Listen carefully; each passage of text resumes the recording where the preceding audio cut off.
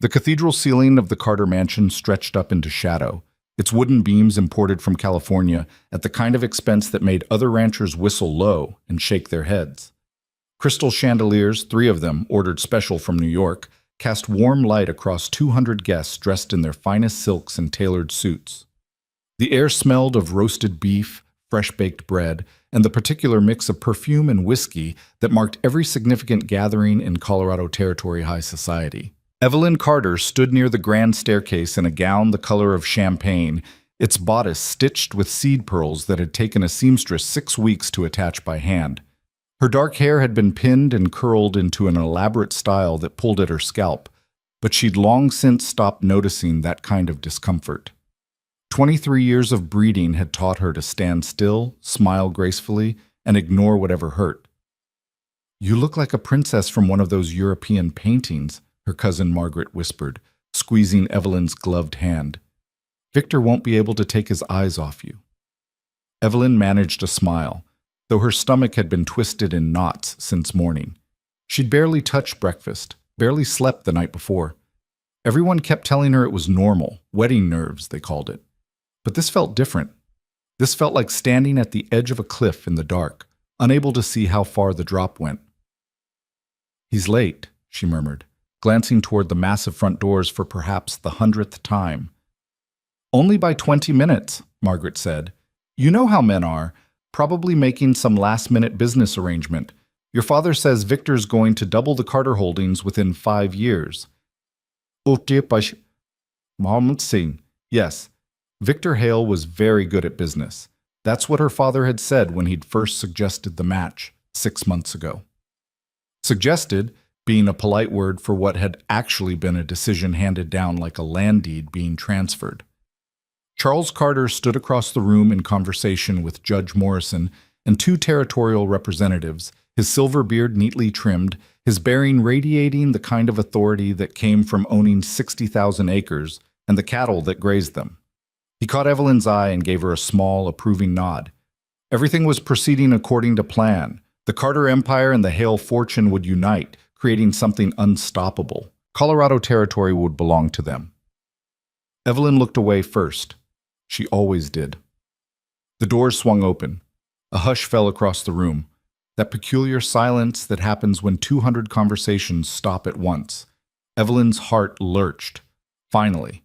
They could get this over with, sign whatever needed signing, and she could retreat to her room with a headache and figure out how to survive the rest of her life married to a man she barely knew. But the figure in the doorway wasn't Victor. It was Samuel Price, Victor's business partner, his thin face pinched with something that looked like embarrassment, or maybe guilt. He scanned the crowd until he found Charles Carter, then made his way through the guests like a man walking to his own execution.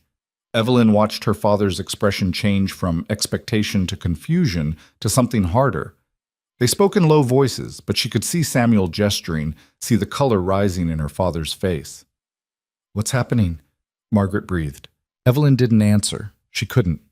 Her corset suddenly felt 3 sizes too small. Her father's voice cut through the resumed murmur of conversation like an axe through kindling. "What do you mean he's not coming?" The room went silent again. This time it was the kind of silence that had teeth. Samuel cleared his throat. "Mr. Carter, perhaps we should discuss this in private." "Discuss it here." Her father's face had gone the color of raw beef. "In front of all these people who came to witness a wedding, where the hell is Victor Hale?"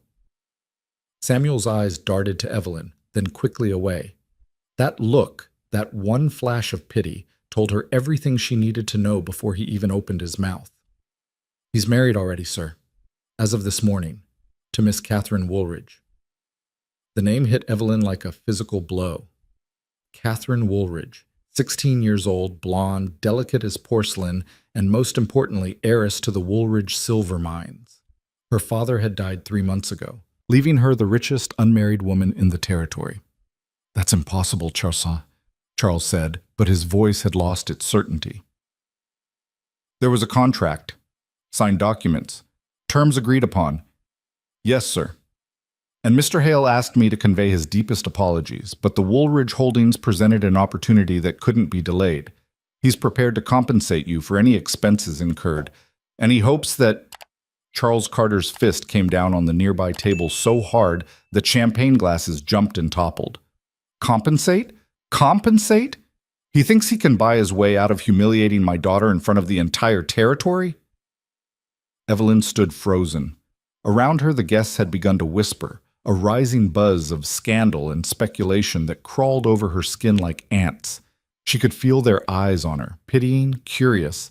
Some of the younger women were barely hiding their smirks. Poor Evelyn Carter, jilted for a younger, richer bride. How mortifying. "Father," she managed, though her voice came out barely above a whisper. He didn't look at her. His attention was fixed on Samuel like a hunter sighting down a rifle. "You tell Victor Hale that his name is dirt in this territory. Tell him that Charles Carter has a long memory and an even longer reach. Tell him—" "Father, please."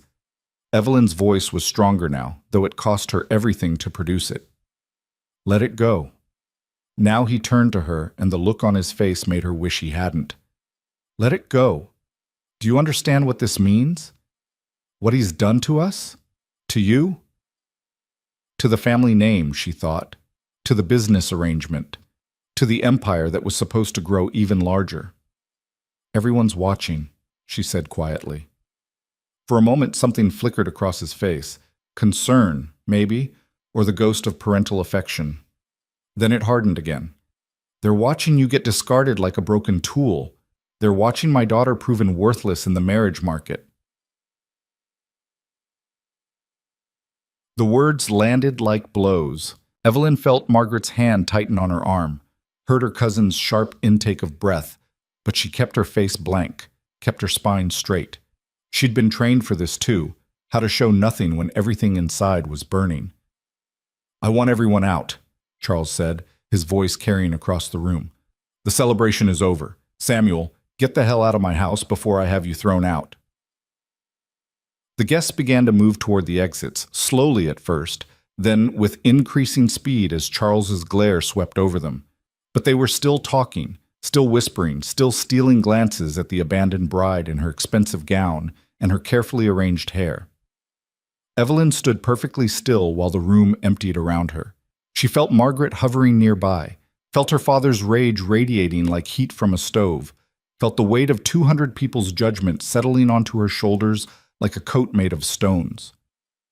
When the last guest had gone and only family remained, her father, her aunt, Margaret, her younger brother Thomas, who looked stricken and helpless, Charles finally addressed her directly. "I hope you're satisfied," he said. Evelyn blinked. "Satisfied? You must have done something, said something. A man doesn't walk away from a sure thing unless he's been given a reason." His eyes were cold, calculating. "Victor Hale is many things, but he's not a fool. What did you do to make him look elsewhere?" The accusation was so absurd, so fundamentally unfair, that Evelyn actually laughed. It came out harsh and brittle. "I barely spoke to him, Father. You arranged everything. You negotiated the terms. I was just the asset being traded. Don't you dare take that tone with me." He stepped closer, and she saw the veins standing out in his neck. "I built this ranch from nothing. Everything you've ever had, every dress, every meal, every moment of comfort, came from my work. And the one thing I asked of you, the one thing, was to secure our future. But you couldn't even manage that. Charles, that's enough." Her aunt's voice was sharp. "The girl is devastated. The girl is a failure." He was breathing hard now, his face still that dangerous red. "And worse than that, she's a public failure.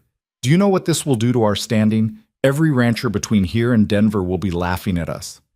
Evelyn felt something crack inside her chest, something that had been bending and bending under pressure and finally just snapped clean through.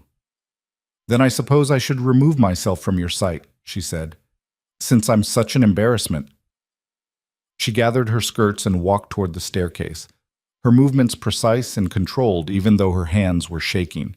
Behind her, she heard Margaret call her name, heard her father say something else that she chose not to process. She climbed the stairs to her bedroom, closed the door, and stood in the center of the room that had been hers for 23 years. The wedding dress suddenly felt like a cage. She tore at the buttons, her fingers clumsy and desperate, until the gown pooled around her feet in a shimmer of silk and pearls. She kicked it aside and stood in her chemise and petticoats, breathing This story hard. was posted on the Through channel her The window, Rusty she could see Saddle. the last Please of the do not carriages repost pulling it in away any from the form. house. Tomorrow, the story would be all over Denver. By next week, it would have reached every corner of the territory. Evelyn Carter, too dull or too flawed to keep the interest of a man who'd only wanted her for business purposes anyway. She pressed her palms against the window glass, feeling its coolness against her heated skin. The sun was setting over the mountains, painting them in shades of purple and gold. Beautiful. Indifferent. The land didn't care about humiliation or failure or ruined reputations. A knock at the door. "Evelyn?" Margaret's voice. "Can I come in?" "No." "Evelyn, please. It's not your fault. Everyone knows that. He's just a businessman," Evelyn finished, "who saw a better deal and took it. I understand perfectly, Margaret. I understand that I was livestock being sold at market and someone offered a higher price." Silence from the other side of the door, then, quietly, "What are you going to do?" Evelyn looked at her reflection in the darkening window. A pale face. Dark eyes that looked too large. Hair coming loose from its pins. She looked like a ghost. "I don't know," she said, but that was a lie. Because in that moment, standing in the wreckage of everything she'd been raised to be, Evelyn knew exactly what she was going to do. She was going to leave, tonight. Before her father's anger calcified into something permanent, before the servants started whispering, before she had to face another morning of pitying looks and careful words. She dressed quickly in a simple day dress, the kind she wore when she wasn't being displayed like a prize mare. She packed a small bag with whatever she could carry. Some clothes, the money she'd been saving from household accounts. Not much, but something. A photograph of her mother, who died when Evelyn was 12. Then she waited until the house fell silent. Midnight came and went. The moon rose over the mountains 3/4 full and bright enough to cast shadows. Evelyn picked up her bag, opened her bedroom door, and crept down the servants' staircase. The kitchen was empty. She took some bread, some cheese, an apple. Not stealing, she told herself, just taking what she was owed for 23 years of obedience.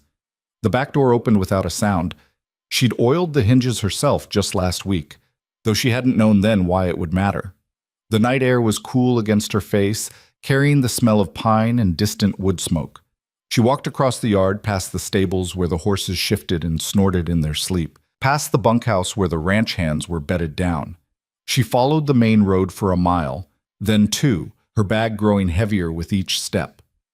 When she finally looked back, the Carter mansion was just a collection of lit windows in the distance, growing smaller as she walked. By the time the sun rose, Evelyn Carter had covered nearly 10 miles. Her feet ached in boots that hadn't been made for serious walking. Her shoulders burned from carrying the bag. But she kept moving, heading toward a town she'd only heard about. A rough settlement called Redemption that sat at the base of the mountains, where miners and cowboys and people running from their pasts gathered in saloons and gambling halls. Not the kind of place a Carter should go, which was exactly why she was going there. She reached Redemption just as the afternoon light was turning golden.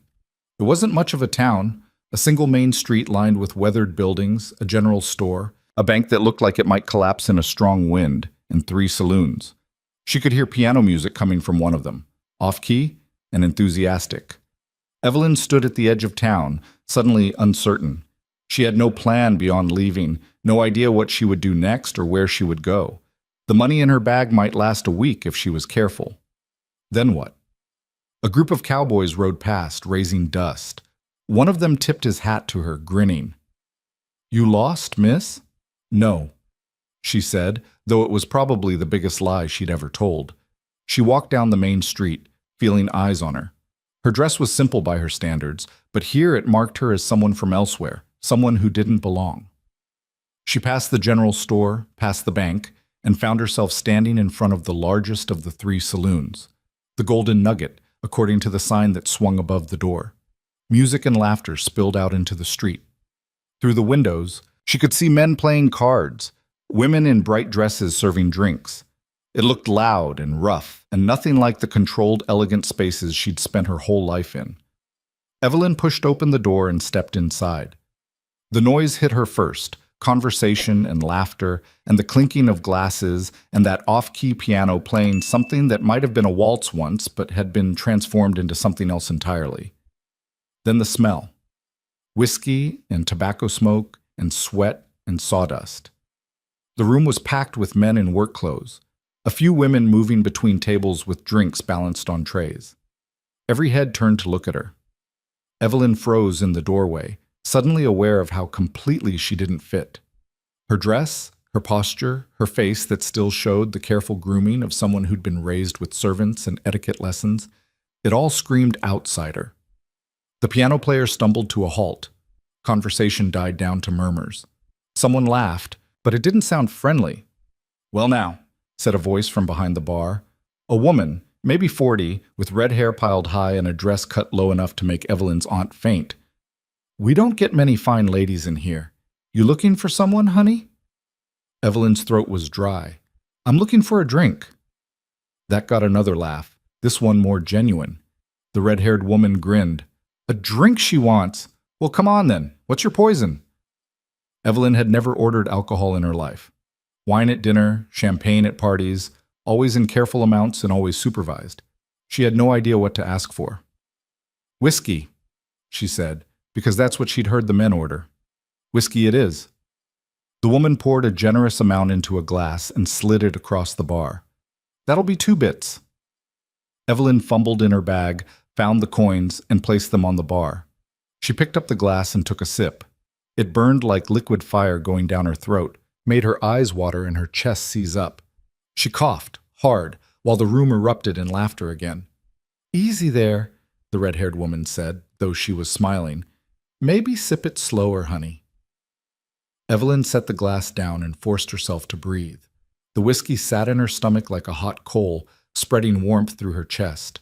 She took another sip, smaller this time, and managed not to cough. The piano started up again. Conversation resumed. The room lost interest in her mostly, though she caught men stealing glances when they thought she wasn't looking. She stood at the bar and worked her way through the whiskey slowly, letting the noise and warmth of the saloon wash over her. This was nothing like her old life. Nothing like the careful, controlled world of the Carter mansion where every word was measured and every action calculated for its impact on the family reputation. Here, no one knew who she was. No one cared that she'd been abandoned at the altar. No one was judging her for failing to secure a marriage contract. The thought was so liberating it made her dizzy. Or maybe that was the whiskey. "You planning to drink all night or you got somewhere to be?"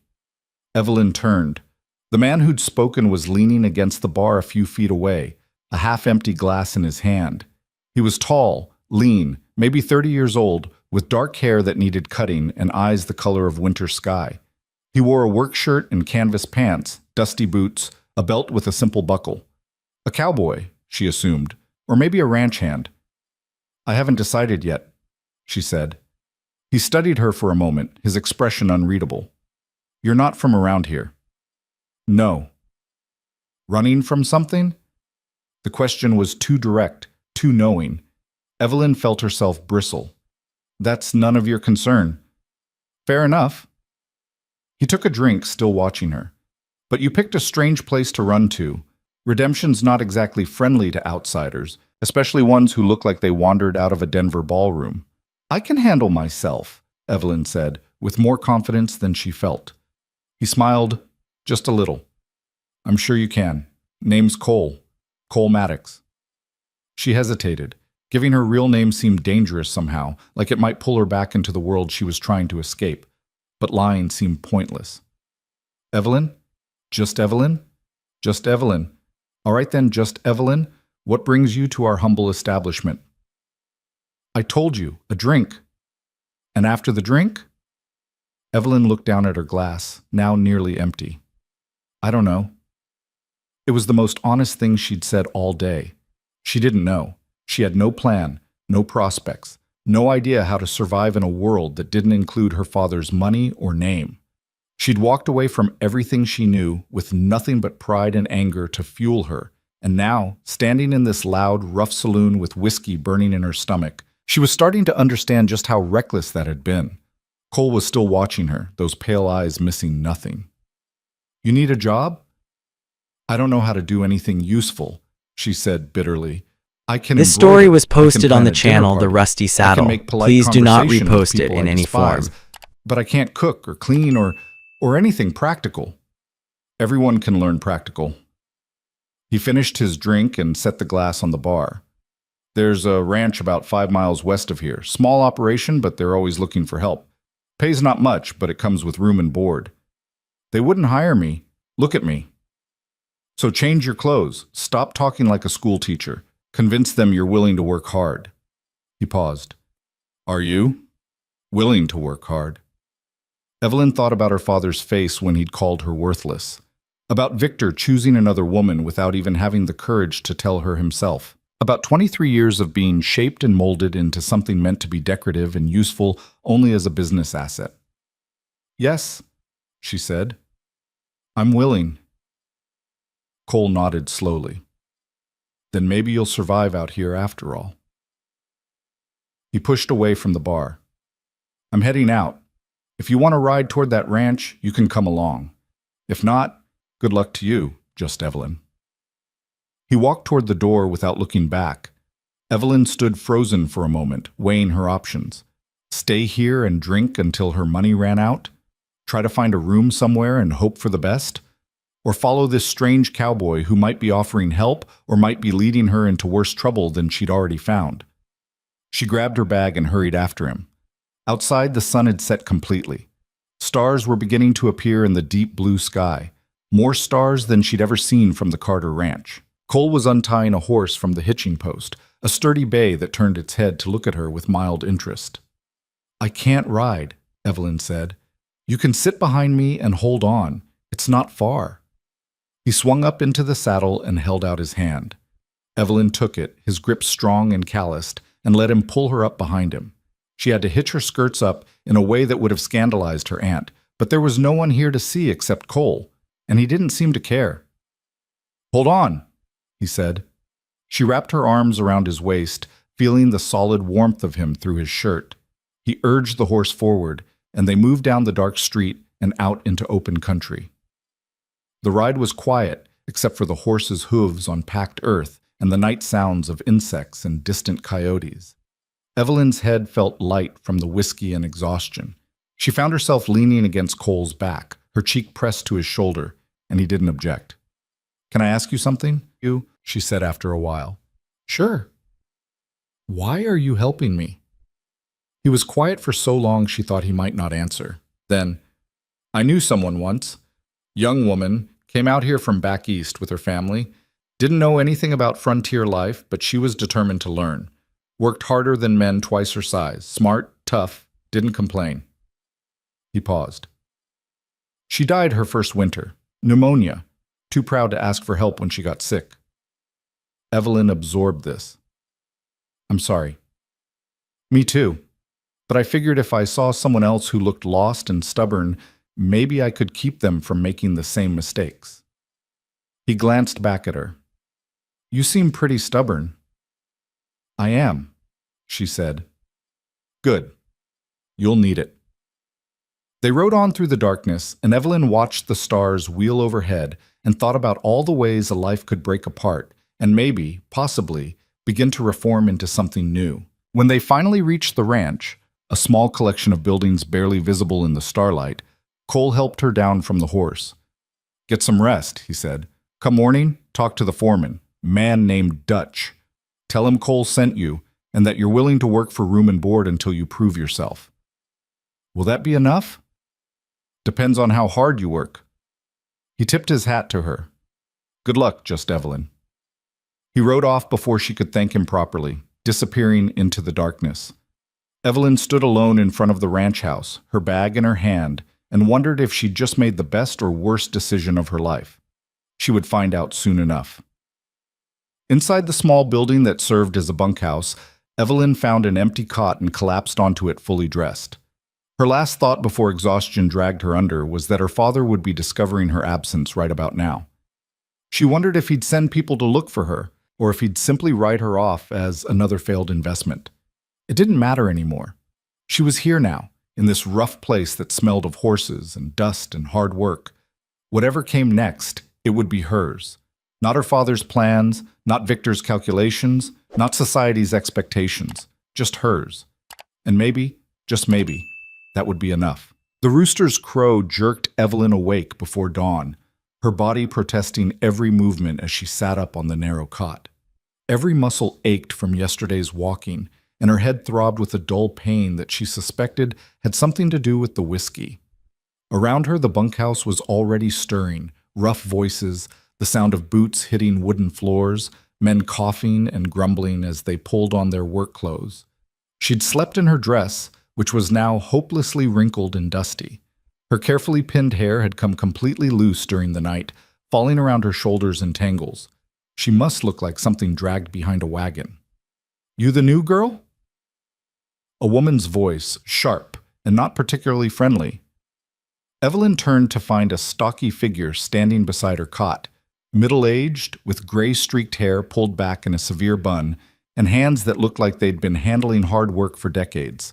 She wore a man's shirt tucked into a worn skirt, and her face had the kind of weathered quality that came from years under the Colorado sun.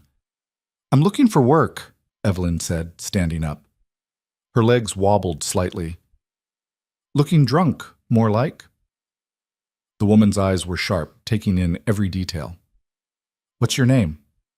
"Evelyn Carter." The lie about hiding her identity seemed pointless in the harsh morning light. If the woman recognized the name, she didn't show it. "I'm Ruth. I run the kitchen and the house. Dutch runs everything else. You want work? You talk to him, but fair warning, he doesn't have patience for city girls who think ranch work is going to be some kind of adventure." "I don't think that," Evelyn said. "Good, because it's not. It's hard, it's dirty, and it'll break you if you're not careful." Ruth looked her up and down again. "You ever worked a day in your life?" The honest answer was no, but Evelyn lifted her chin. "I can learn." Ruth snorted, but there might have been a glimmer of respect in her eyes. "Dutch is in the barn. Go talk to him. And for heaven's sake, do something about your hair. You look like you spent the night in a tornado."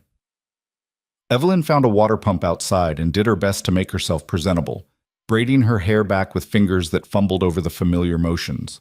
Her reflection in the water trough showed a face she barely recognized, pale, drawn, with dark circles under her eyes. Not the polished young woman who'd stood in the Carter mansion wearing seed pearls and champagne silk. Someone else, entirely. The barn was a large structure that smelled of hay and horses and leather. Morning light slanted through gaps in the walls, illuminating dust motes that danced in the air. A man was saddling a horse in one of the stalls, tall, built like a bull, with a gray beard and hands the size of dinner plates. "Dutch?" Evelyn's voice came out smaller than she'd intended. He turned, his eyes cold and assessing. "Who's asking?" "My name is Evelyn Carter. Cole Maddox sent me. He said you might need help. And I'm willing to work for room and board." "Cole sent you." Dutch tied off a strap and came closer, looking her over the same way Ruth had. "You know Cole well?" "I met him yesterday. And he thought you'd be useful on a ranch?" The skepticism in his voice was thick enough to cut. Evelyn met his eyes. "He thought I was willing to try. Whether I'm useful or not is up to you to decide." Dutch was quiet for a long moment, just staring at her. Then he said, "You ever mucked out a stall?" "No." "Fed chickens?" "No." "Mended a fence? Hauled water? Chopped wood? Anything?" "No," Evelyn said. "But I can read and write. I can do figures. I can organize and plan. And I'm stronger than I look." "Reading won't help when a horse needs feeding at 5 in the morning," Dutch said. "And you don't look strong at all. You look like a strong wind would knock you over." "Then let me prove otherwise." He studied her, and she forced herself not to look away.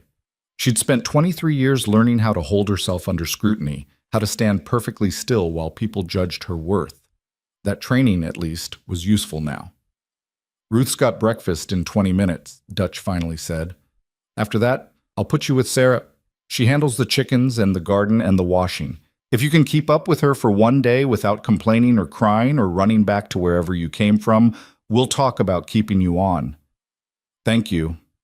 Don't thank me yet. Sarah's tougher than most of the men here. You'll earn every bit of that room and board. He turned back to his horse. This story Miss was Carter, posted on the I don't care channel who The your Rusty daddy is Saddle. or what kind of Please life do you not had repost before. it in any Here, form. You're just another pair of hands. You work hard, you eat, you slack off, you leave. Understood? Understood. Breakfast was a chaotic affair in a kitchen that seemed too small for the number of people trying to crowd into it. Ruth presided over a massive stove, dishing out plates of eggs and bacon and thick slabs of bread that the ranch hands devoured like they were starving. Evelyn found a space at the end of a long wooden table, surrounded by men who smelled of sweat and horses and didn't seem to notice her existence. The food was plain but hot, and she discovered she was hungrier than she'd realized. She was halfway through her eggs when a young woman slid onto the bench beside her. "You're the new girl." It wasn't a question. The woman was maybe Evelyn's age, with sun-darkened skin and calloused hands wrapped around a cup of coffee. Her hair was tied back with a strip of cloth, and her dress was patched in several places. "I'm Sarah." "Evelyn." "Dutch says you're with me today." Sarah's tone suggested this was not good news. "Fair warning, I move fast and I don't stop to explain things twice. You keep up or you don't. But either way, the work gets done." I'll keep up, Evelyn said. Sarah's laugh was short and humorless. "We'll see." The chickens, Evelyn discovered, were mean. They pecked at her hands when she tried to collect eggs, fluttered away when she attempted to shoo them back into their coop, and seemed to take personal offense at her very existence. Sarah moved through them like water, quick and efficient, gathering eggs into a basket while Evelyn fumbled and cursed under her breath. "They can smell fear," Sarah said, not bothering to hide her amusement. "You've got to show them who's boss." "They're chickens. How much authority can they possibly have?" "More than you, apparently."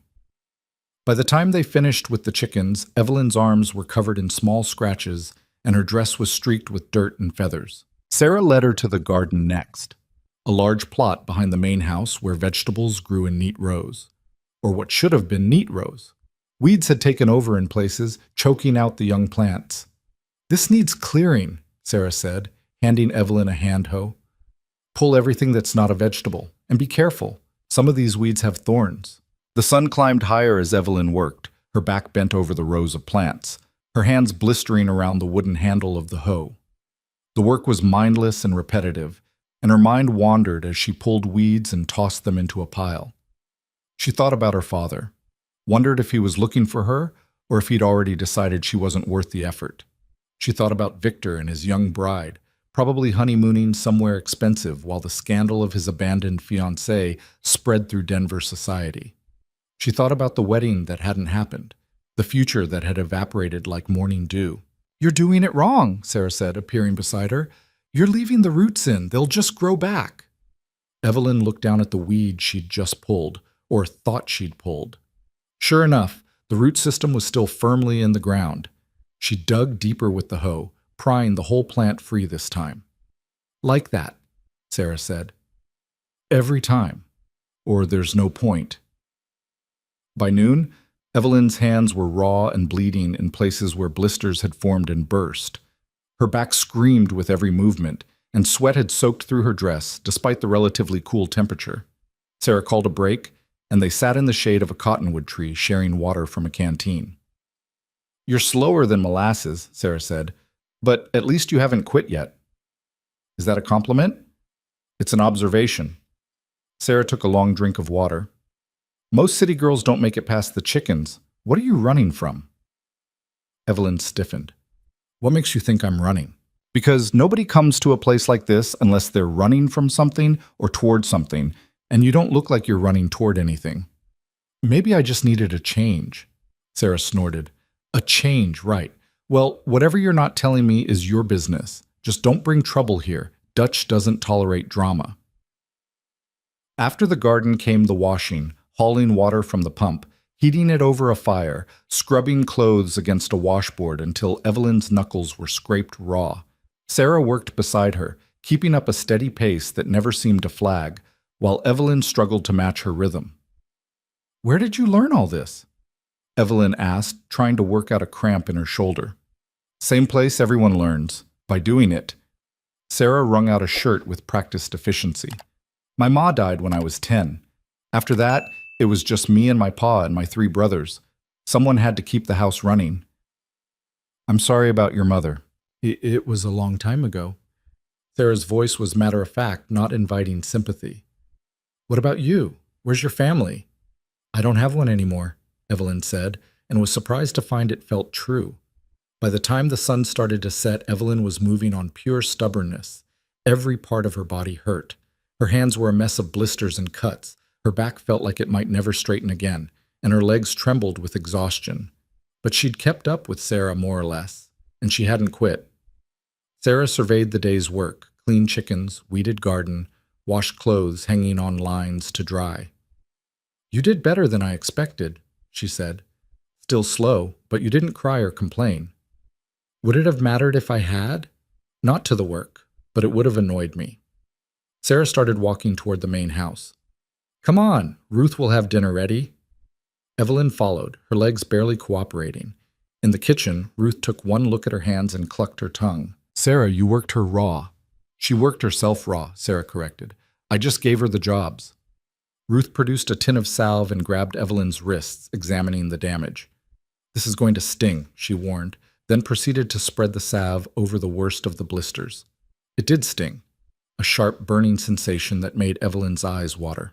Thank you, Evelyn managed. Don't thank me, just don't let them get infected. Infected hands can't work, and if you can't work, you can't stay. But Ruth's voice was gentler than her words, and she wrapped Evelyn's hands in clean cloth with surprising care. Dinner was the same chaotic affair as breakfast, ranch hands crowding around the table, talking over each other, reaching for food without ceremony. Evelyn found herself sitting between 2 men who smelled strongly of horses and didn't seem to notice she existed. She was too tired to care. Halfway through the meal, the door opened and Cole walked in. Evelyn's head snapped up. He looked the same as he had last night, dusty clothes, that same unreadable expression. His eyes found hers across the room, and something flickered in them. Amusement, maybe. Cole? Dutch called from the head of the table. Heard you sent us a new worker. I did. Cole grabbed a plate and started filling it. How'd she do? Ask Sarah. Sarah looked up from her food. She's slow and soft, but she finished what I gave her. Didn't whine about it either. High praise from Sarah, one of the ranch hands said, laughing. Cole made his way down the table and, to Evelyn's surprise, took the empty seat across from her. Up close, in better light, she could see the details she'd missed last night. The scar cutting through his left eyebrow, the lines around his eyes that suggested he spent a lot of time squinting into the sun, the way his hands moved with easy confidence as he ate. Still here, he observed.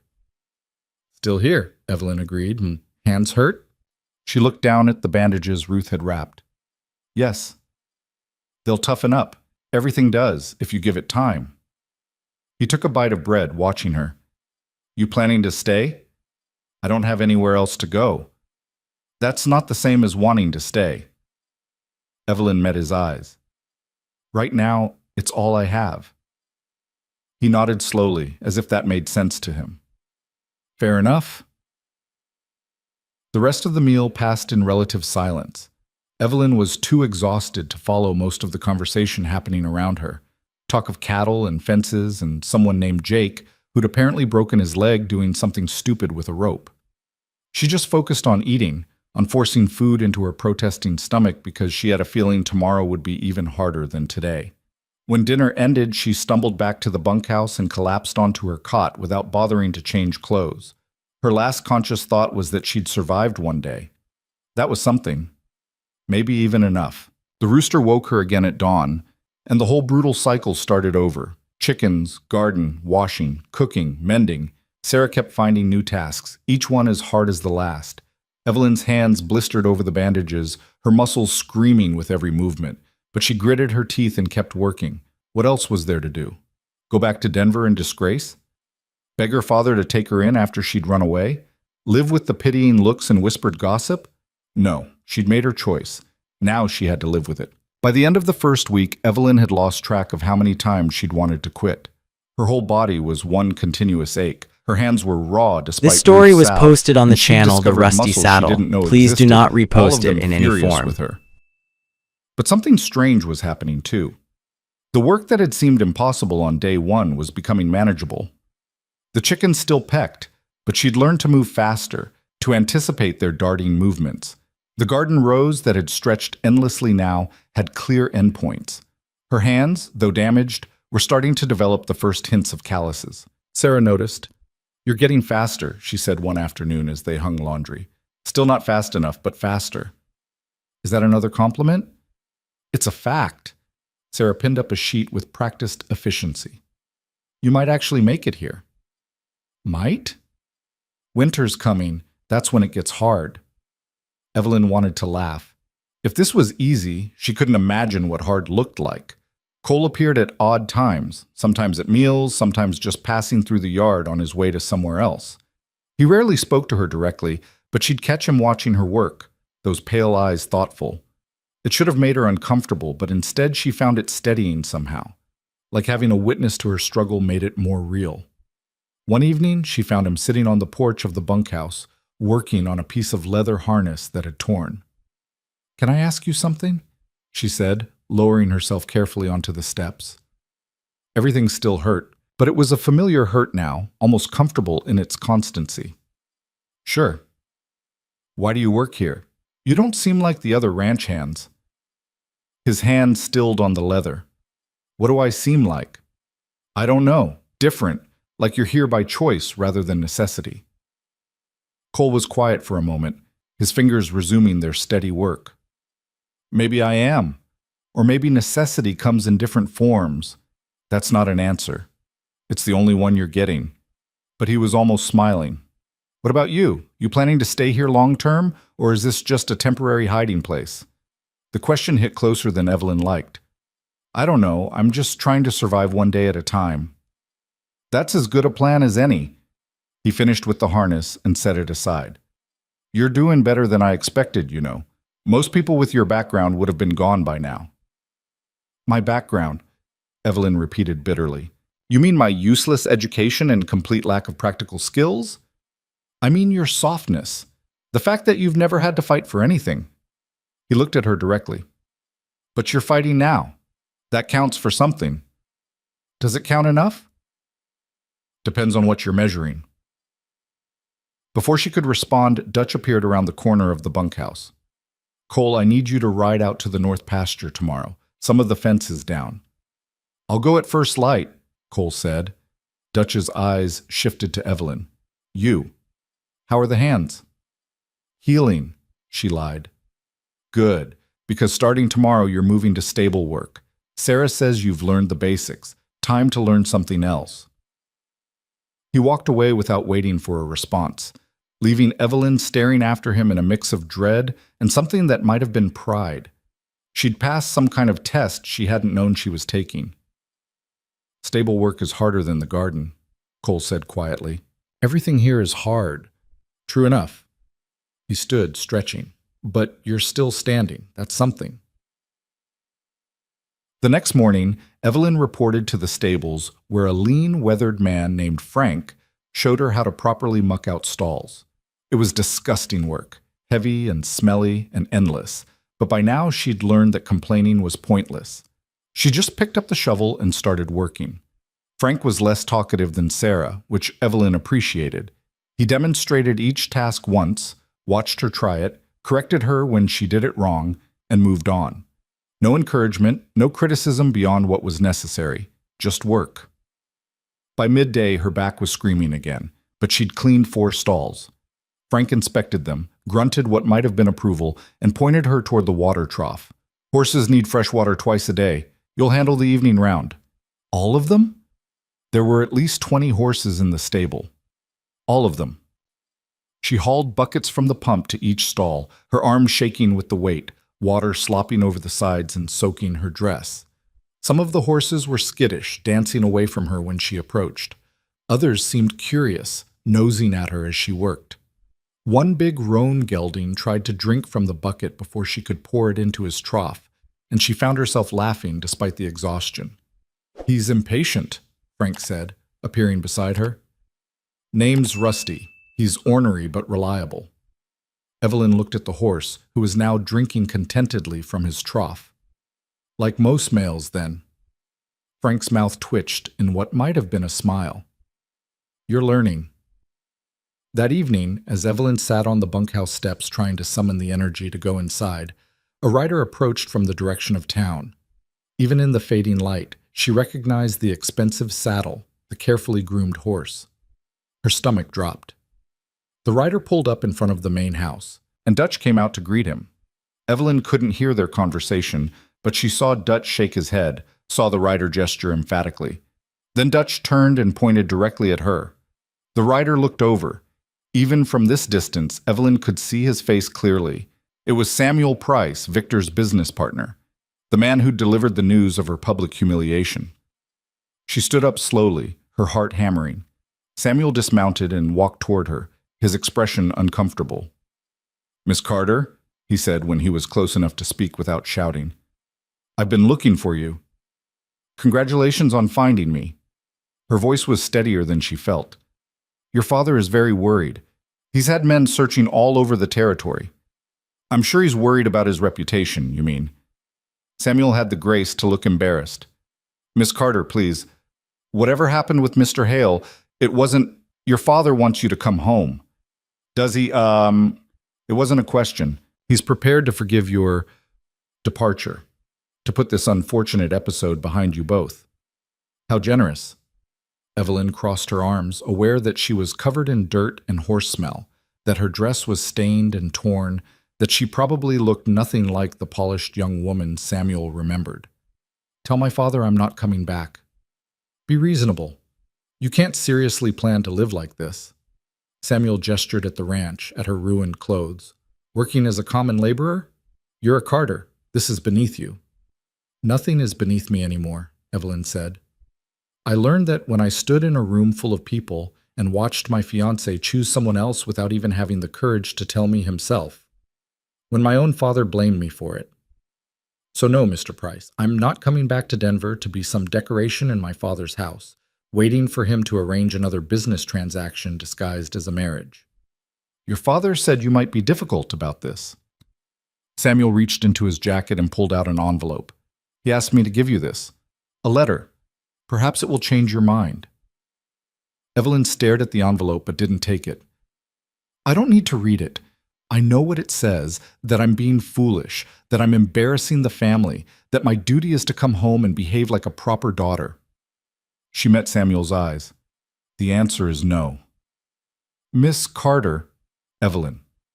Cole's voice came from behind her.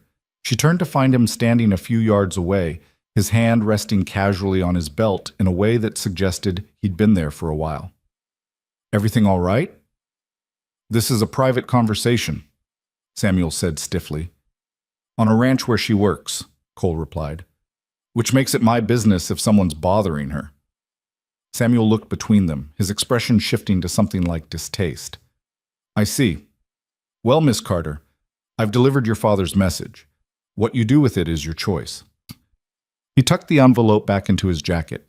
"Though I think you'll regret this decision when winter comes and you're freezing in some drafty bunkhouse, doing work that breaks your back for pennies." "Maybe," Evelyn said, "but at least it'll be my choice to regret." Samuel shook his head and walked back to his horse. He mounted smoothly, gave them both one last look of disapproval, and rode off toward town. Evelyn stood very still, watching him disappear into the gathering darkness. She was shaking, she realized, not from fear, but from anger and something that felt dangerously close to relief. "You all right?" Cole asked quietly. "I will be." "That was your father's man?" "Business associate. He was there the night." She trailed off, not wanting to finish the sentence. Cole didn't push. He just stood beside her in the comfortable silence, watching the stars come out one by one. "You meant what you told him?" he finally asked. "About not going back?" "Yes. It's going to get harder. Winter in the mountains isn't like anything you've experienced." "I know." She looked down at her bandaged hands, at the dress that was beyond saving. But I'm already harder than I was. Maybe I'll keep getting harder. Maybe. Cole's voice was thoughtful. Or maybe you'll just get stronger without losing what makes you soft. Evelyn looked at him sharply. Is there a difference? I think there might be. He tipped his hat to her. Get some rest. Tomorrow won't be any easier. He walked away, leaving her standing alone in the dark, and Evelyn realized something had shifted. Samuel's visit had forced a choice she'd been avoiding, really choosing this life, not just hiding from her old one. And she'd chosen, clearly, out loud.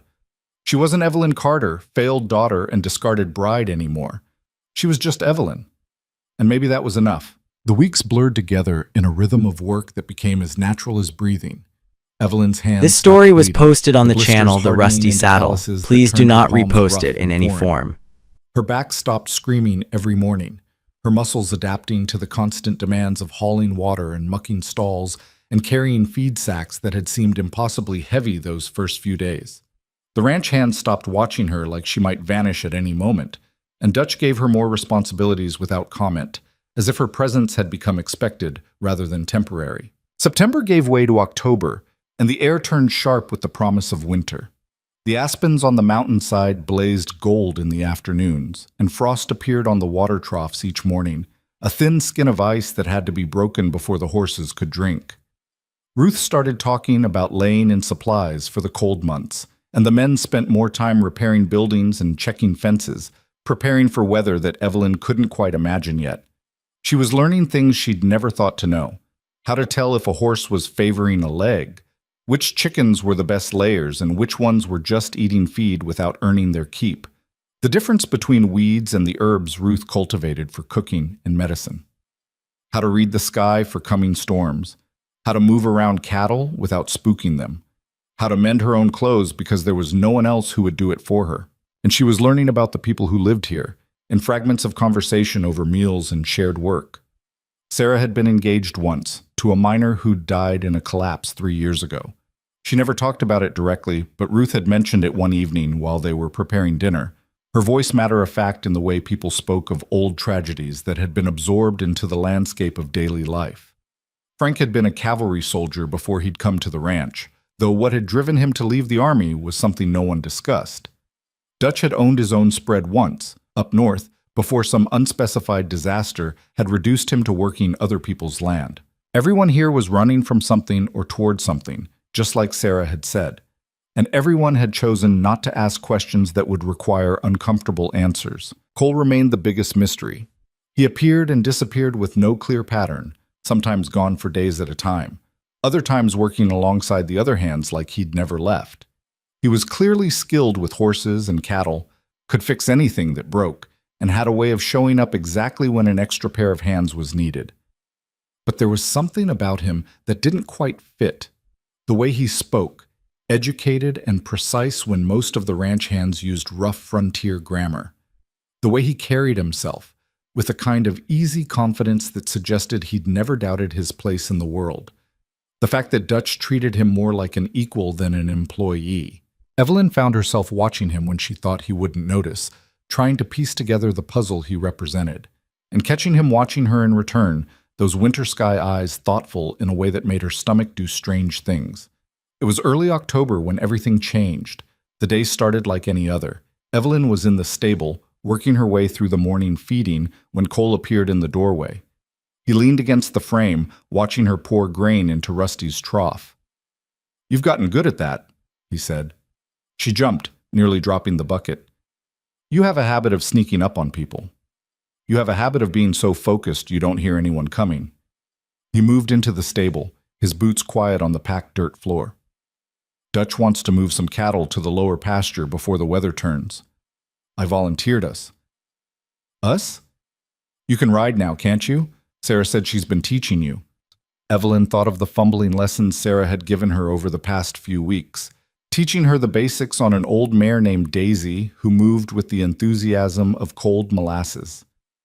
"I can stay on a horse, if that's what you mean. I wouldn't call it riding." "It'll have to do. We need everyone we can get." Cole grabbed a saddle from the wall. "Come on, I'll help you tack up." An hour later, Evelyn found herself sitting on Daisy at the edge of a pasture where maybe 50 cattle grazed in the morning sun.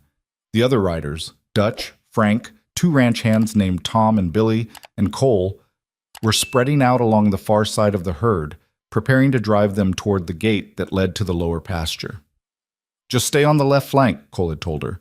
"Keep them moving in the right direction. If one breaks away, circle around and push it back toward the group. Don't overthink it. Don't overthink it." Right. As if there was any other way to think when she was surrounded by several thousand pounds of unpredictable animals. Dutch gave a signal, and the riders began moving. The cattle, sensing the change, started to shift and mill nervously.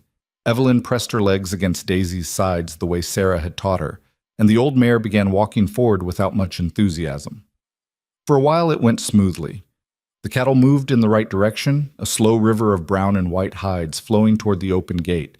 Evelyn found a rhythm, keeping pace with the herd, occasionally urging Daisy forward when a cow drifted too far to the left. The morning air was cool against her face, carrying the smell of grass and dust and animals, and there was something almost peaceful about it. Then a calf broke from the herd. It happened fast. One moment the cattle were moving together, the next a young steer had ducked under the line and was running back toward the upper pasture. Without thinking, Evelyn turned Daisy to intercept it, urging the mare into something faster than her usual plodding walk. Daisy, apparently offended by the request, broke into a jarring trot that nearly unseated Evelyn immediately. She grabbed the saddle horn, trying to remember everything Sarah had told her about sitting properly, about moving with the horse instead of against it. The calf was fast, already 20 yards away and showing no signs of stopping. "Come on," Evelyn muttered, kicking Daisy's sides harder. "Come on, girl." Daisy transitioned into a canter, and suddenly Evelyn understood why people talked about riding like it was flying. The ground rushed past beneath them, the wind whipped her hair loose from its braid, and for a moment she forgot to be terrified and just felt the raw power of the horse beneath her. They caught up to the calf, and Evelyn managed to angle Daisy to cut it off, turning it back toward the herd. The young steer, finding its path blocked, wheeled around and bolted back the way it had come. Evelyn followed, her heart pounding, keeping Daisy between the calf and freedom until it rejoined the other cattle. She pulled Daisy to a stop, breathing hard, and found Cole watching her from across the herd. He touched his hat brim, a small gesture that might have been approval or acknowledgement or both. The rest of the drive passed without incident, and by the time they'd gotten all the cattle through the gate and secured in the lower pasture, the sun was high overhead. Evelyn's legs trembled when she dismounted, and she could already feel the bruises forming from bouncing around in the saddle. "Not bad," Dutch said, riding past. "For someone who learned to ride 3 weeks ago." It was the closest thing to praise she'd ever heard from him. Cole waited while she untacked Daisy and put the equipment away. "You did well," he said as they walked back toward the main house. "I nearly fell off." "But you didn't. And you got the calf back." He glanced at her. "You're learning faster than I expected." "Is that supposed to be a compliment?" "It's an observation." But he was smiling, that small, almost smile that she'd learned meant he was pleased. "You want to learn more. Really learn to ride, not just sit on a horse." Evelyn looked at him, trying to read his expression. "Why?" "Because you're going to need to. Winter work requires more riding, and Daisy's not going to cut it when you need speed or agility." He paused. "And because I think you'd be good at it if someone taught you properly." "And you're volunteering?" "I am." She should have said no, should have recognized that spending more time alone with Cole was dangerous for reasons she didn't want to examine too closely. But the memory of that brief moment of flying, of feeling Daisy's power and responding to it, was too fresh. "All right," she said. "Teach me." The lessons began the next morning before dawn. When the ranch was still quiet and the other hands were just starting to stir, Cole had Evelyn saddle a different horse, a bay gelding named Copper who had more life in him than Daisy but wasn't as intimidating as some of the larger horses. "First thing you need to understand," Cole said, adjusting her stirrups, "is that riding isn't about controlling the horse. It's about communicating with it. You're partners, not master and servant." "Partners?" Evelyn repeated, looking at Copper's large dark eye. "He weighs about 1,000 pounds and could crush you without trying, but he doesn't want to. He wants to work with you if you let him." Cole stepped back. Mount up. Evelyn pulled herself into the saddle with more grace than she'd managed those first few attempts. Her body was learning, even if her mind still doubted. Cole mounted his own horse, the bay he always rode, and led them out into the empty pasture. The grass was wet with dew. This story and the was mountains were posted on the still channel dark The shapes Rusty against the Saddle. lightning Please do sky. not repost it in any Feel how he form. moves, Cole said as they walked. Every shift of weight, every adjustment. Your body should respond to his and his to yours. Stop thinking so hard about it. Easy for you to say. It is easy. You're making it complicated. He urged his horse into a trot, and Evelyn followed, trying to find the rhythm, trying to let her body move instead of fighting it. They worked for an hour, Cole calling out instructions and corrections, occasionally demonstrating what he meant. Evelyn fell off twice. Once, when Copper spooked at a rabbit, and once when she overcorrected during a turn and simply slid out of the saddle. Both times, Cole waited patiently while she got back on, not offering help unless she asked for it. By the time the sun was fully up and the ranch was coming alive around them, Evelyn was exhausted and exhilarated in equal measure. Her clothes were covered in dirt and grass stains. Her hair had come completely loose, and every muscle in her legs was screaming. But she'd done it. She'd stayed on more than she'd fallen off, had felt those moments when she and Copper were moving together instead of working against each other. Better, Cole said as they walked the horses cool. You've got natural balance. You just need to trust it. I don't trust much anymore, Evelyn said before she could stop herself. Cole looked at her, and something in his expression shifted. I've noticed. They rode back to the stable in silence, but it wasn't uncomfortable. When they dismounted, Cole showed her how to properly cool down a horse after hard work, how to check for injuries or signs of strain. Same time tomorrow? He asked. I'll be here. The lessons became a routine. Every morning before the ranch woke up, Evelyn would meet Cole in the stable, and they would ride. Sometimes he focused on technical skills, how to sit a canter, how to turn sharply, how to back up or side pass. Other times they just rode, covering miles of open country while the sun rose and painted the mountains in shades of gold and amber, and they talked. Not about anything important at first, just observations about the weather, stories about horses they'd known, discussions of ranch work. But gradually, in small increments, the conversations deepened. You ever miss it? Cole asked one morning as they paused to let the horses drink from a stream. Your old life. Evelyn considered the question. I miss some things, hot baths, clean clothes that fit properly, not being tired all the time. She paused. But I don't miss feeling like a possession, like my only value was in what marriage I could secure for my father's business interests. That's a hell of a way to grow up. It's the only way I knew. She watched Copper nose at the water. What about you? You ever tell me anything real about yourself, or do you just keep asking questions? Cole smiled. What do you want to know? Everything. Where you're from, why you're here, why you're different from every other ranch hand I've met. Different how? You know how. Evelyn turned in the saddle to look at him directly. You talk like you had education. You read books. I've seen them in your saddlebag. You carry yourself like you've never doubted you belong wherever you are. That's not normal for someone working on someone else's ranch for wages. Maybe I just had opportunities other people didn't. That's not an answer. It's the only one I'm giving right now. But his tone was gentle, not dismissive. Maybe someday I'll tell you the whole story, when I figure out if you'll still be here to listen to it. I'm not going anywhere, Evelyn said. We'll see. It should have bothered her, his evasiveness, but instead it felt almost comfortable, like they were both carrying secrets and had silently agreed not to force confessions. The weather turned colder as October wore on. Ice formed thicker on the water troughs each morning, and Ruth started serving heavier meals, stews and roasts that would stick to your ribs, as she put it. The aspens lost their gold leaves, and the mountains above the ranch turned white with early snow. Evelyn's riding improved dramatically under Cole's instruction. She could now handle Copper through most situations, could cut cattle from a herd without thinking too hard about it, could ride for hours without her legs turning to jelly. Dutch started assigning her to work that required more skill, trusting her to handle tasks that would have been unthinkable 2 months ago. She was becoming someone new, someone capable, someone who could look at a problem and solve it instead of waiting for someone else to handle it.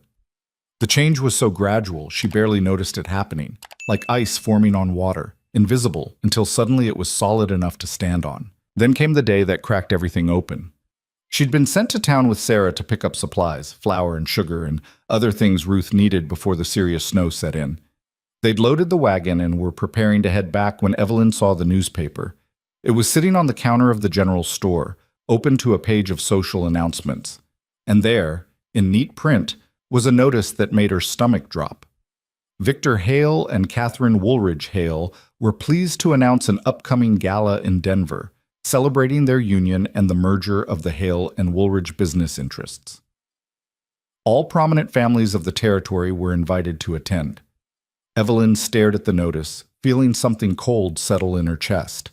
Victor had moved on completely, was celebrating his marriage and his success while she was hauling flour sacks in clothes that would have horrified her former self. "You all right?" Sarah asked, appearing beside her. "Fine." Evelyn turned away from the paper. "Let's go."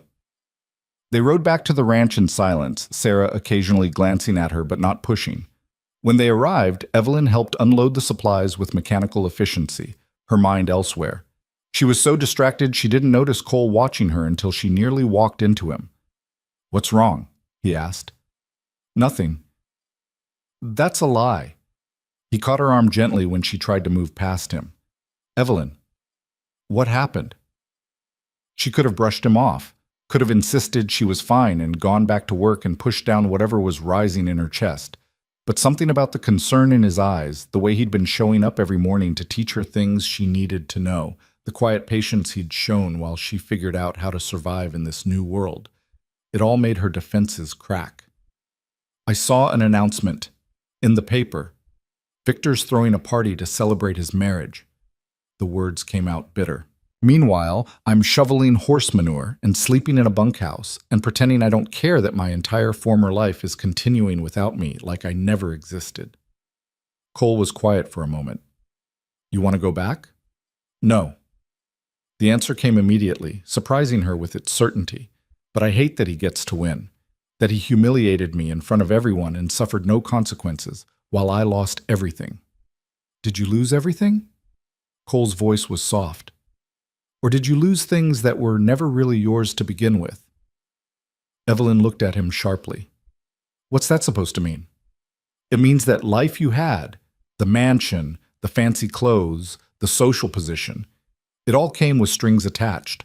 Your father controlled it all, and you were only valuable as long as you could be used for his purposes." He stepped closer. "Here, you're valuable because of what you do, what you've learned, the person you're becoming. Nobody can take that away from you. Easy to say when you're not the one who got publicly rejected. You're right. I don't know what that's like." His hand was still on her arm, warm through her sleeve. "But I know what it's like to pretend to be something you're not. To live a life that looks good from the outside but feels empty.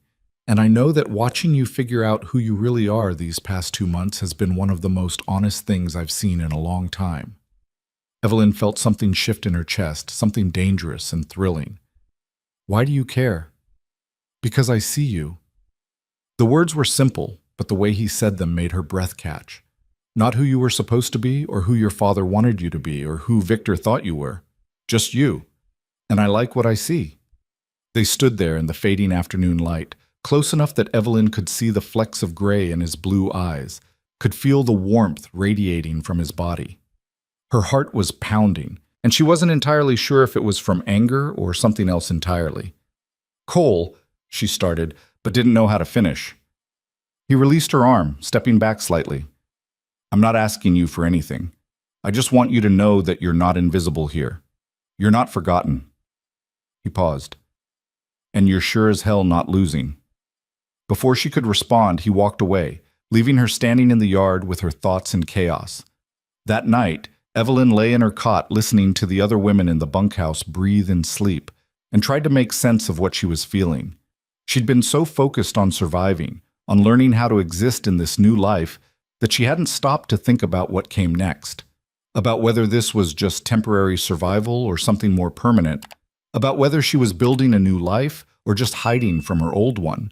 And she hadn't let herself think about Cole at all, about the way her chest felt lighter when he was around, about how she looked forward to their morning rides more than she wanted to admit.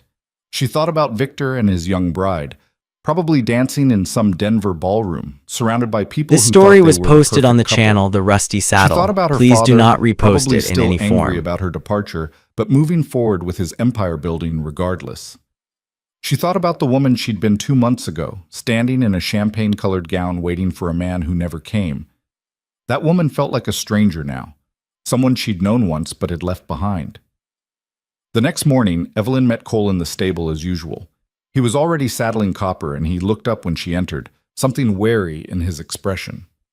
"You don't have to keep doing this," he said. "The lessons. If I made things complicated yesterday." "You didn't." Evelyn moved to help with the tack. "And I want to keep learning." "You sure?" She met his eyes. "I'm sure." They rode out into the gray pre-dawn, and this time the silence between them felt different, charged somehow, like they were both aware of something unspoken, but neither quite ready to name it. Cole pushed her harder than usual that morning, teaching her how to jump over obstacles, how to navigate rough terrain at speed. Evelyn threw herself into it, grateful for the physical demands that kept her mind from wandering. When they finally stopped to rest, both breathing hard, Cole said, "You're ready." "Ready for what?" "The winter work, the real riding." He looked at her seriously. "I'm going to tell Dutch you can handle it."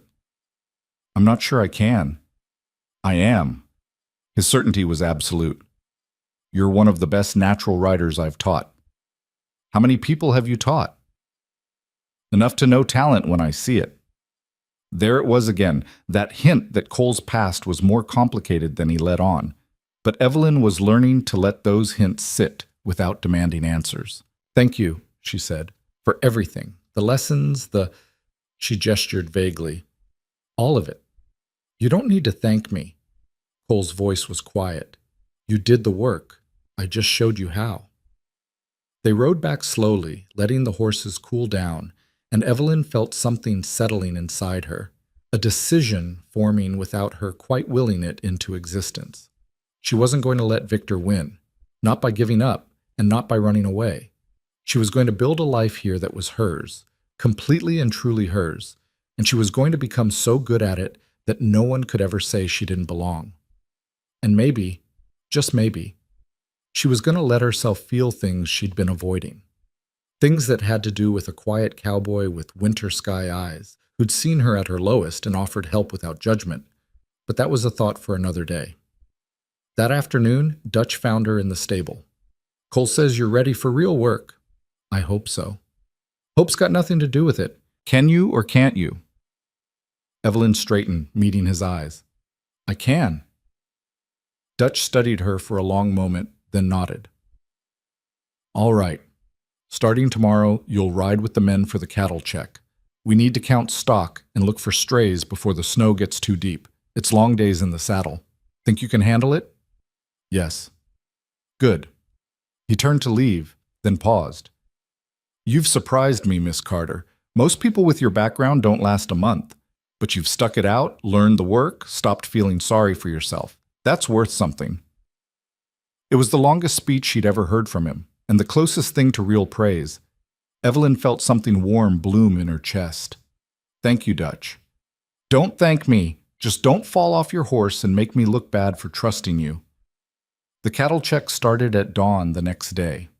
Evelyn rode out with Dutch, Cole, Frank, and 3 other hands, heading into the high country where cattle grazed in summer pastures that would soon be buried in snow. The riding was hard, steep trails, rocky terrain, places where one wrong step could send a horse tumbling. But Evelyn had learned well.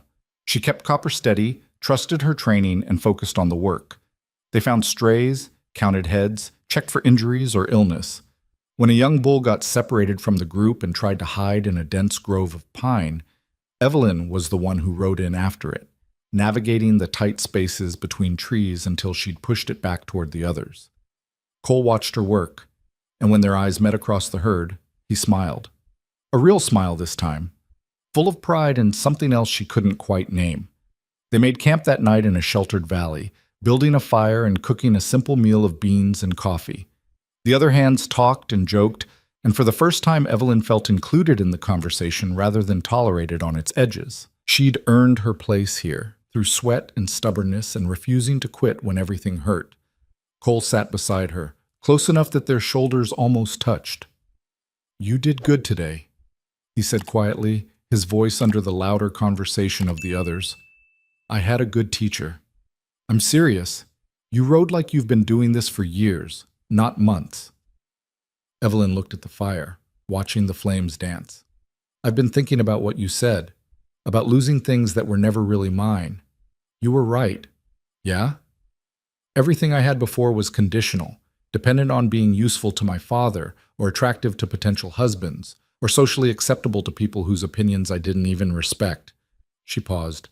"But this, what I can do now, what I've learned, this is mine.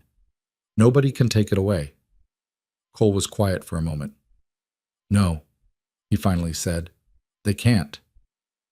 She turned to look at him, finding him already watching her. The firelight played across his features, highlighting the strong line of his jaw, the thoughtfulness in his eyes. She wondered what he was thinking, what secrets he carried that made him understand her situation so well. "Cole?" she said, and wasn't sure what she meant to ask. He seemed to understand anyway. "Not yet," he said softly. "When the time's right, I'll tell you everything, I promise." "And when will that be?" "When I'm sure you'll stay, no matter what you learn." It should have been frustrating, his evasiveness, but instead Evelyn felt a strange flutter of anticipation, like she was standing at the edge of something important, waiting to see what came next. They rode back to the ranch the following afternoon, tired and dirty, but satisfied with the work done.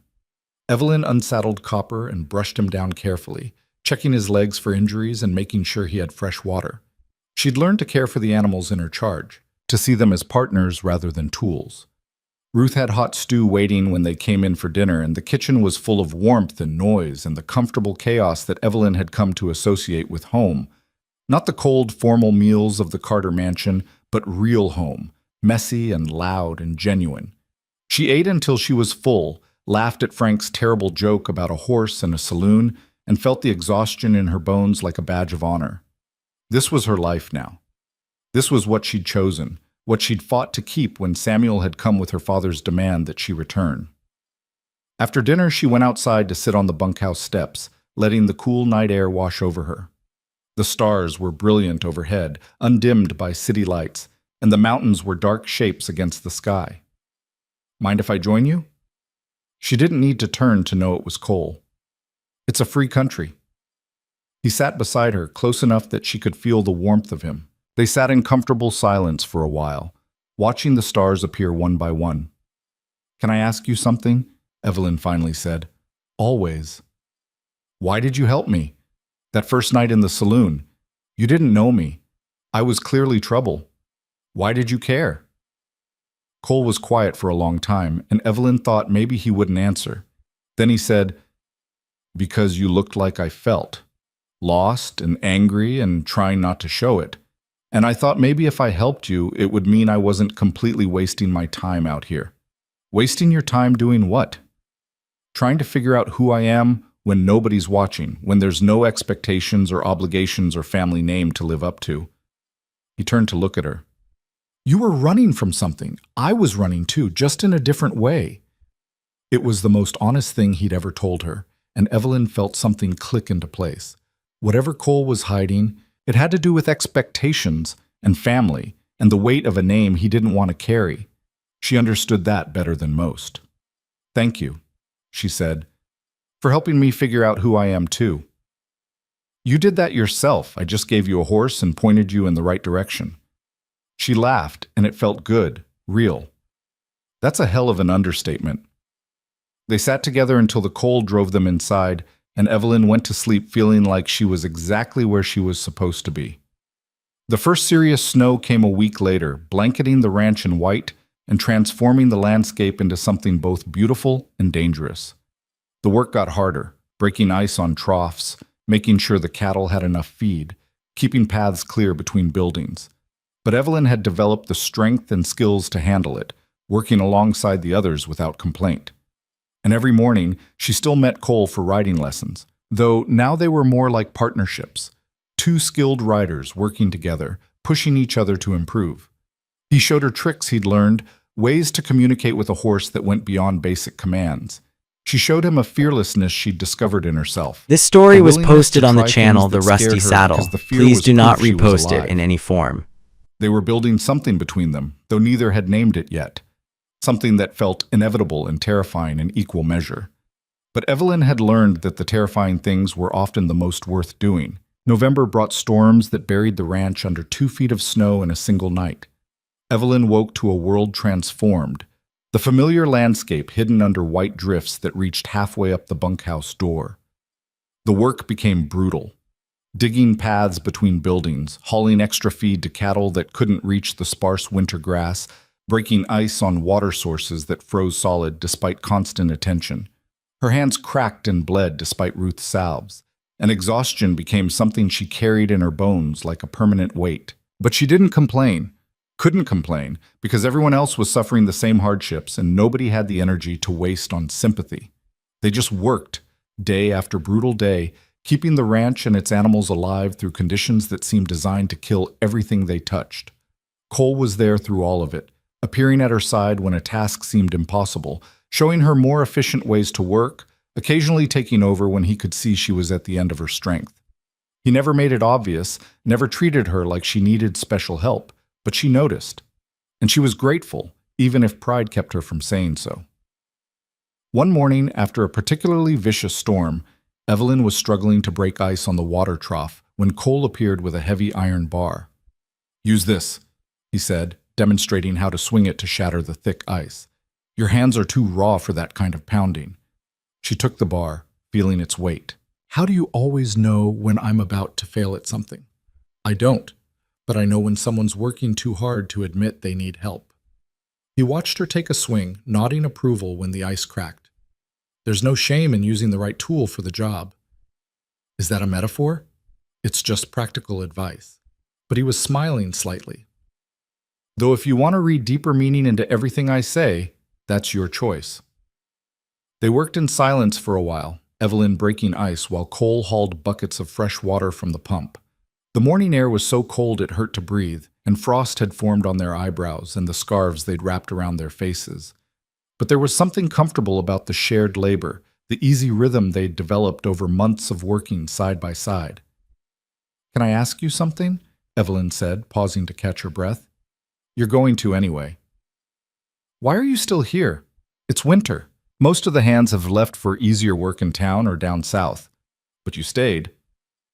Cole set down the buckets he was carrying. "Maybe I like the cold." "That's not an answer."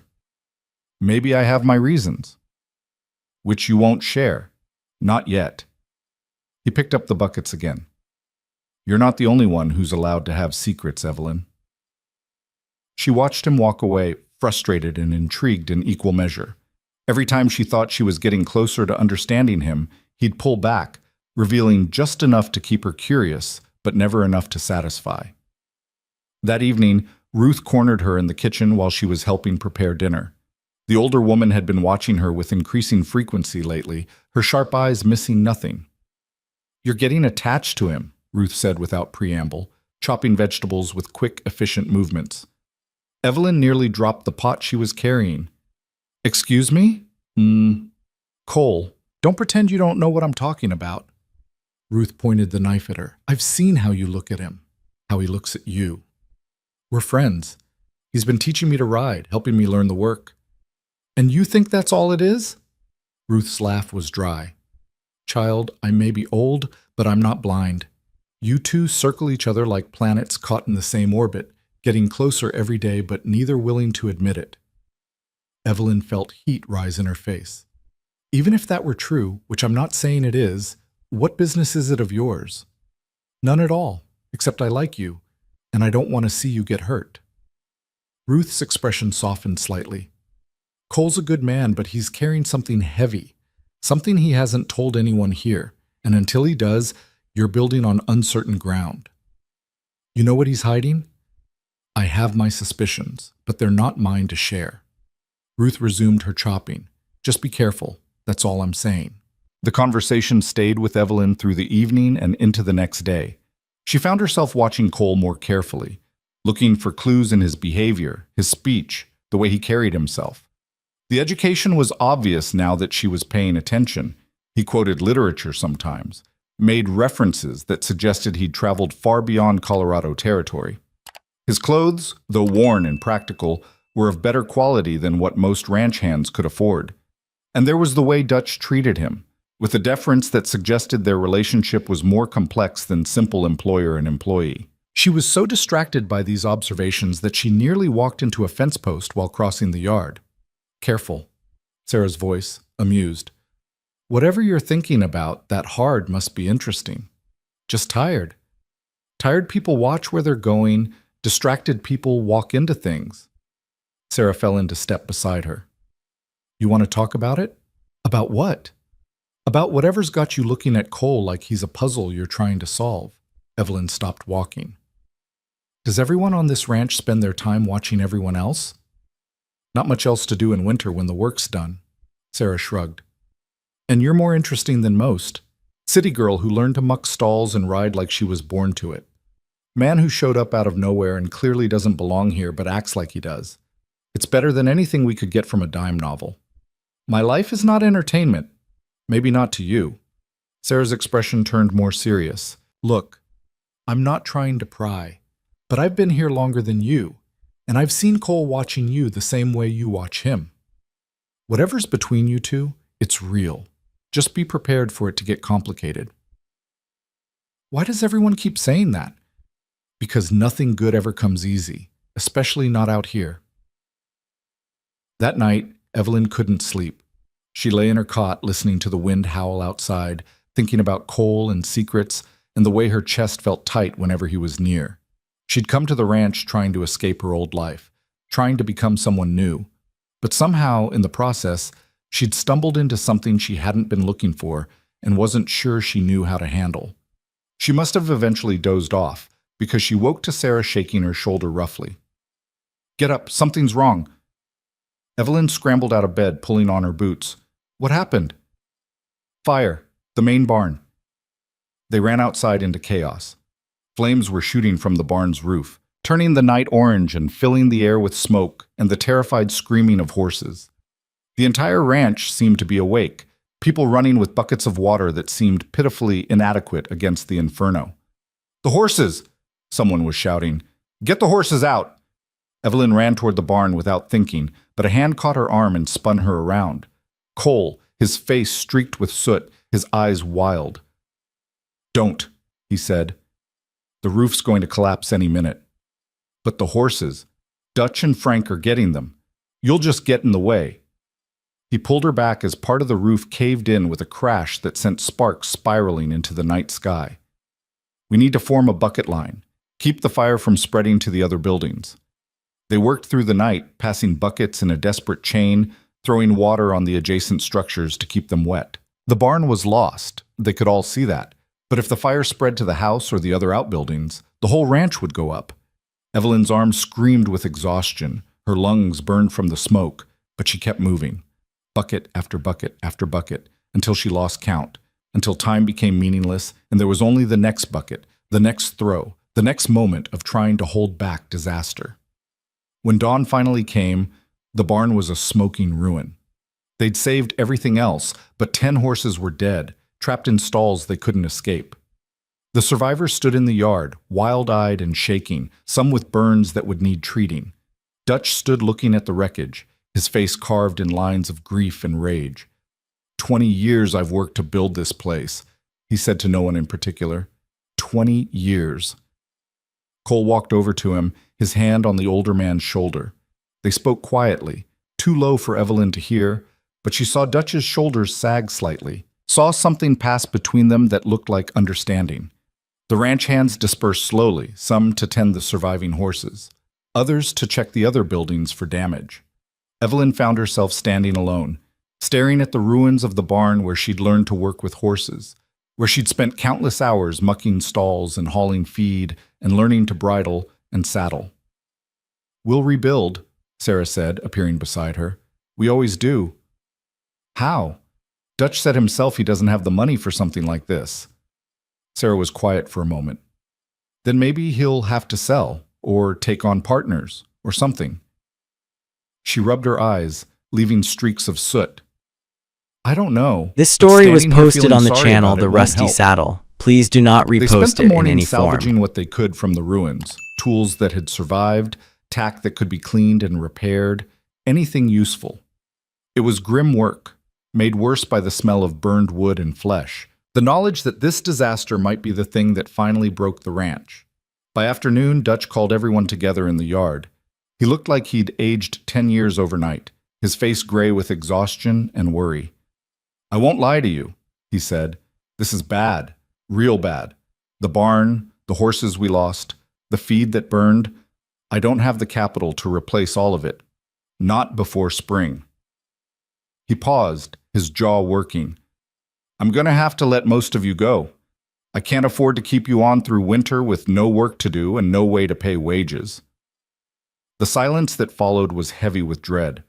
Jobs were hard to come by in winter, especially in a territory where most ranches had already settled their crews for the season. "If anyone wants to stay on for room and board until I can figure out what's next, you're welcome," Dutch continued. "But I understand if you need to find paying work elsewhere. No hard feelings." The ranch hands started murmuring among themselves, calculating their options. Evelyn felt her stomach drop. She had nowhere else to go, no money saved, no prospects beyond this ranch.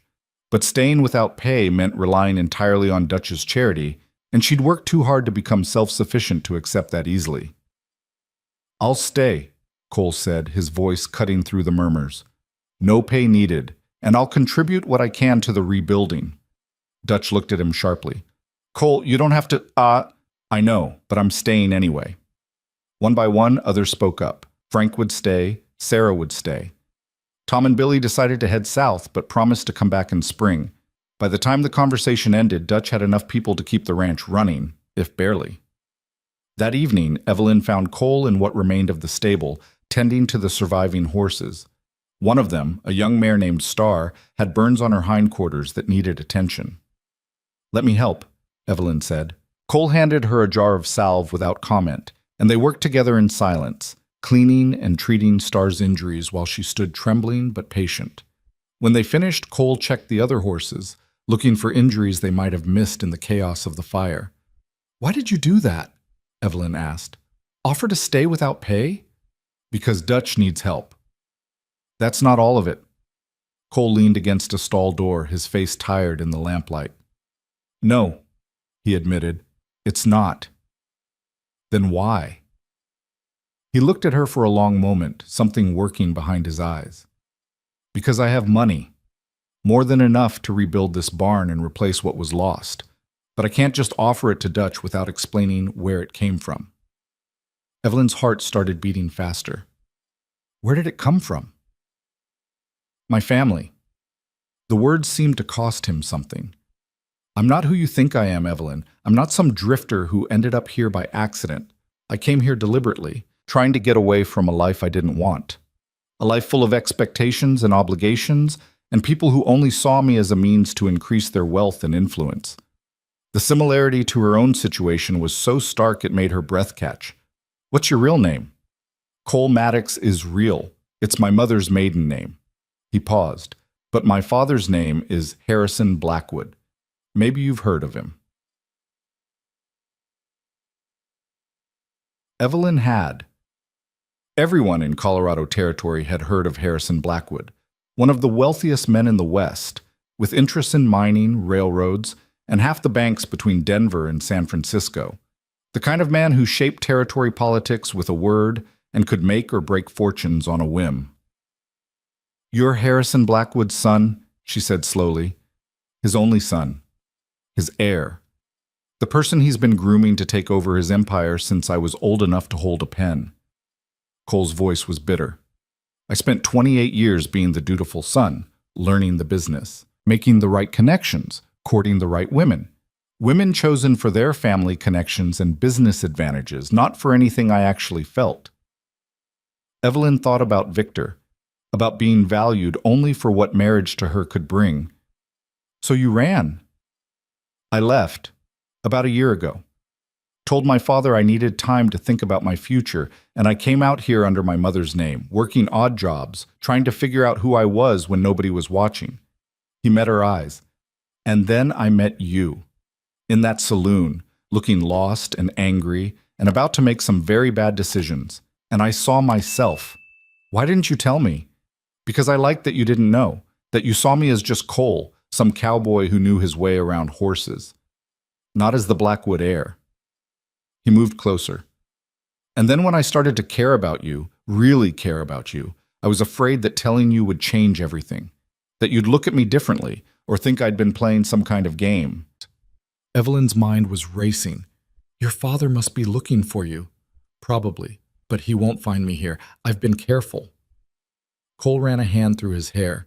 The point is, I have access to money, enough to rebuild this barn 10 times over, but if I use it, Dutch will ask questions. People will start wondering, and my father will eventually hear about it.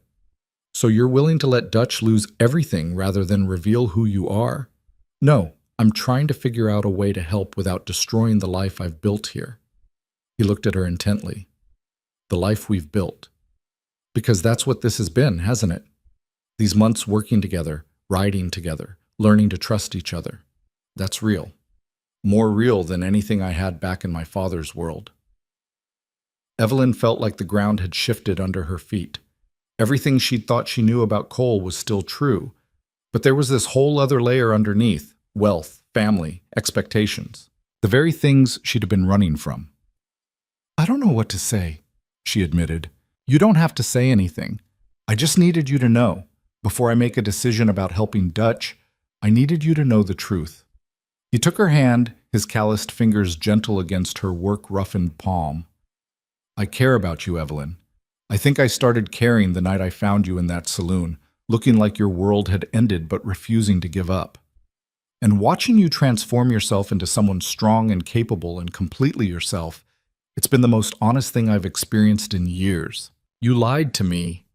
I didn't tell you everything. That's not the same as lying. It feels the same. But even as she said it, Evelyn knew it wasn't entirely fair. She understood the need for secrets, for protecting yourself from judgment. She'd been doing the same thing in her own way. I know, Cole said quietly, and if you can't forgive that, I understand, but I'm telling you now because I don't want any more secrets between us. Not if we're going to... He stopped. Going to what? Figure out what this is, what we are to each other. Evelyn looked at their joined hands, thinking about the morning rides, the shared work, the way her chest felt lighter when he was near. She thought about how he'd helped her without judgment, had seen her at her absolute lowest and offered support instead of pity. She thought about watching him work with the horses, his patience and skill, the quiet confidence that had nothing to do with his family name and everything to do with who he actually was. I'm angry, she said, that you didn't trust me enough to tell me sooner. I know. But I understand why you didn't, better than most people would. She squeezed his hand. I ran for my life too, remember? I know what it's like to want to be seen for who you are instead of who people expect you to be. So where does that leave us? Evelyn took a breath. It leaves us figuring out how to help Dutch without ruining the lives we've built here, together. Cole's expression transformed, relief and something warmer flooding his features. Together? Together. She stepped closer, close enough to see the flecks of green in his blue eyes, close enough to feel his breath against her face. But no more secrets. If we're doing this, we do it honestly. Deal. His free hand came up to cup her face, his thumb brushing her cheekbone. Evelyn Carter, you are the most unexpected thing that's ever happened to me. Is that good or bad? It's everything. He kissed her then, soft and careful at first, like he was afraid she might pull away. But Evelyn leaned into it, her hand coming up to grip his shirt, pulling him closer. The kiss deepened, months of tension and unspoken feelings finally breaking free, and for a moment there was nothing but the warmth of his mouth, the solid strength of his body, the rightness of being exactly where she was. When they finally broke apart, both breathing hard, Cole rested his forehead against hers. "We should probably figure out the barn situation," he said. "Probably." But neither of them moved. "I'm thinking I could arrange an anonymous donation, a benefactor interested in supporting frontier ranching. Dutch might question it, but if the money comes through proper channels, he'll accept it because he has to." Evelyn stepped back slightly, her mind already working through the logistics. "But it can't be too much. Nothing that would make him suspicious or make people ask questions. Just enough to rebuild and restock, maybe a little extra for winter supplies." "And you're sure your father won't trace it back to you?" "I've been moving money carefully for months. He knows I have access to my trust, but he doesn't know where I am or what I'm doing with it." Cole's expression darkened slightly. "Though eventually he'll run out of patience. He'll expect me to come home, take my place in the business. When I don't, things will get complicated." "How complicated?" "He might cut me off entirely. Or he might show up here himself." This Cole's story jaw was tightened. posted on the channel The Rusty "My father Saddle. doesn't accept Please do defeat not easily. repost it in He any sees form. my absence as defiance." Evelyn thought about her own father, about the letter she'd never read, about Samuel's visit and the anger in Charles Carter's voice. Family is complicated. That's an understatement.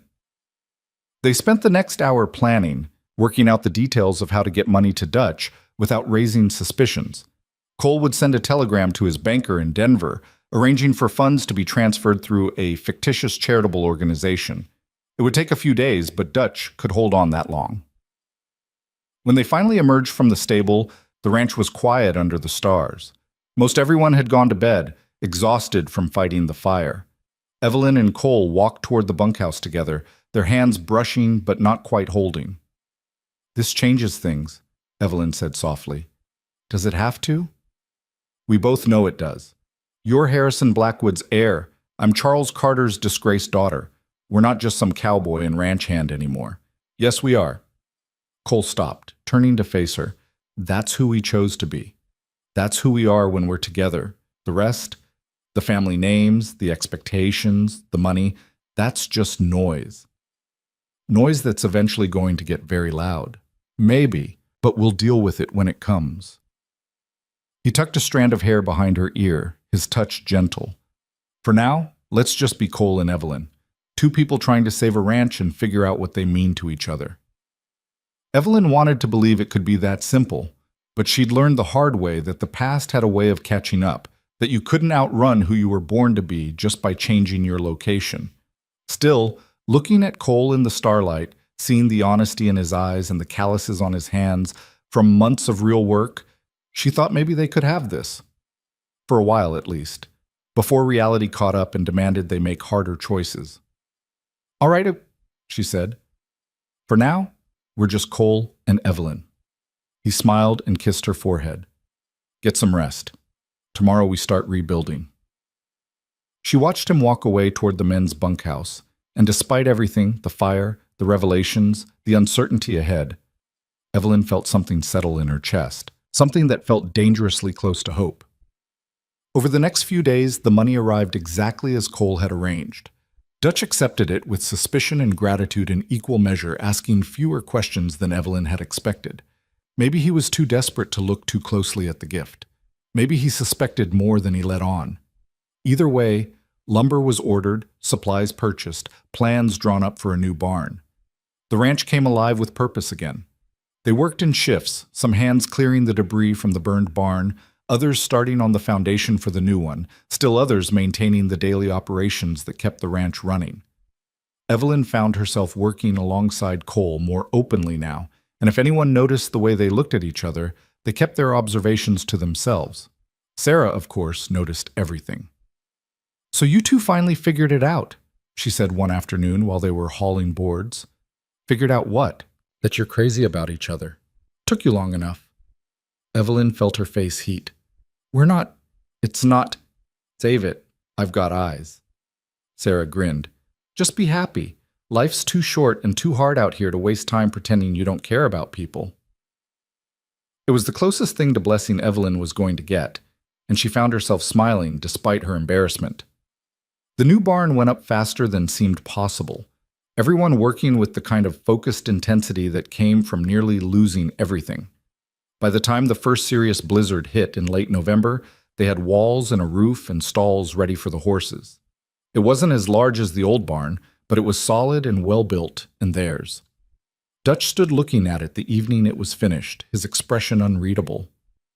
"I don't know who our mysterious benefactor is," he said to the assembled ranch hands, "but I hope they know they saved more than buildings. They saved livelihoods, futures." His eyes found Cole, and something passed between them. Sometimes help comes from unexpected places. We don't always know why, but we can be grateful anyway. That night, Evelyn and Cole stood together in the new barn, breathing in the smell of fresh wood and new beginnings. "He knows," Evelyn said. "Maybe. Or maybe he's just too smart to ask questions that might force answers he doesn't want to hear. Either way, you did a good thing." "We did a good thing." Cole pulled her close, and she let herself lean against him, feeling the steady beat of his heart. Together. Together. It was becoming her favorite word. Winter deepened its hold on the territory, and the ranch settled into a rhythm that felt almost peaceful despite the brutal cold.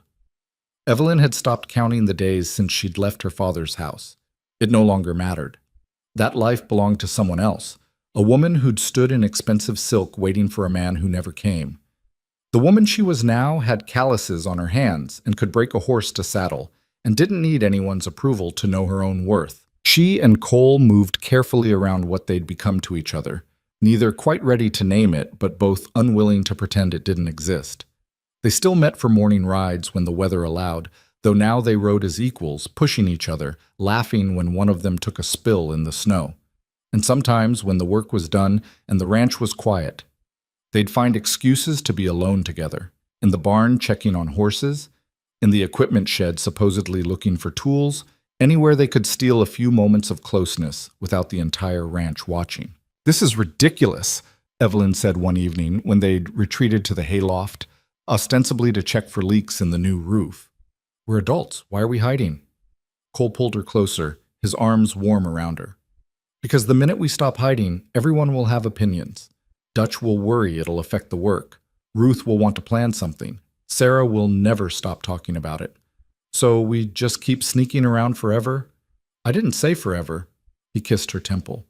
"Just until we figure out what we're doing." "And what are we doing?" Cole was quiet for a moment, his hand tracing patterns on her back.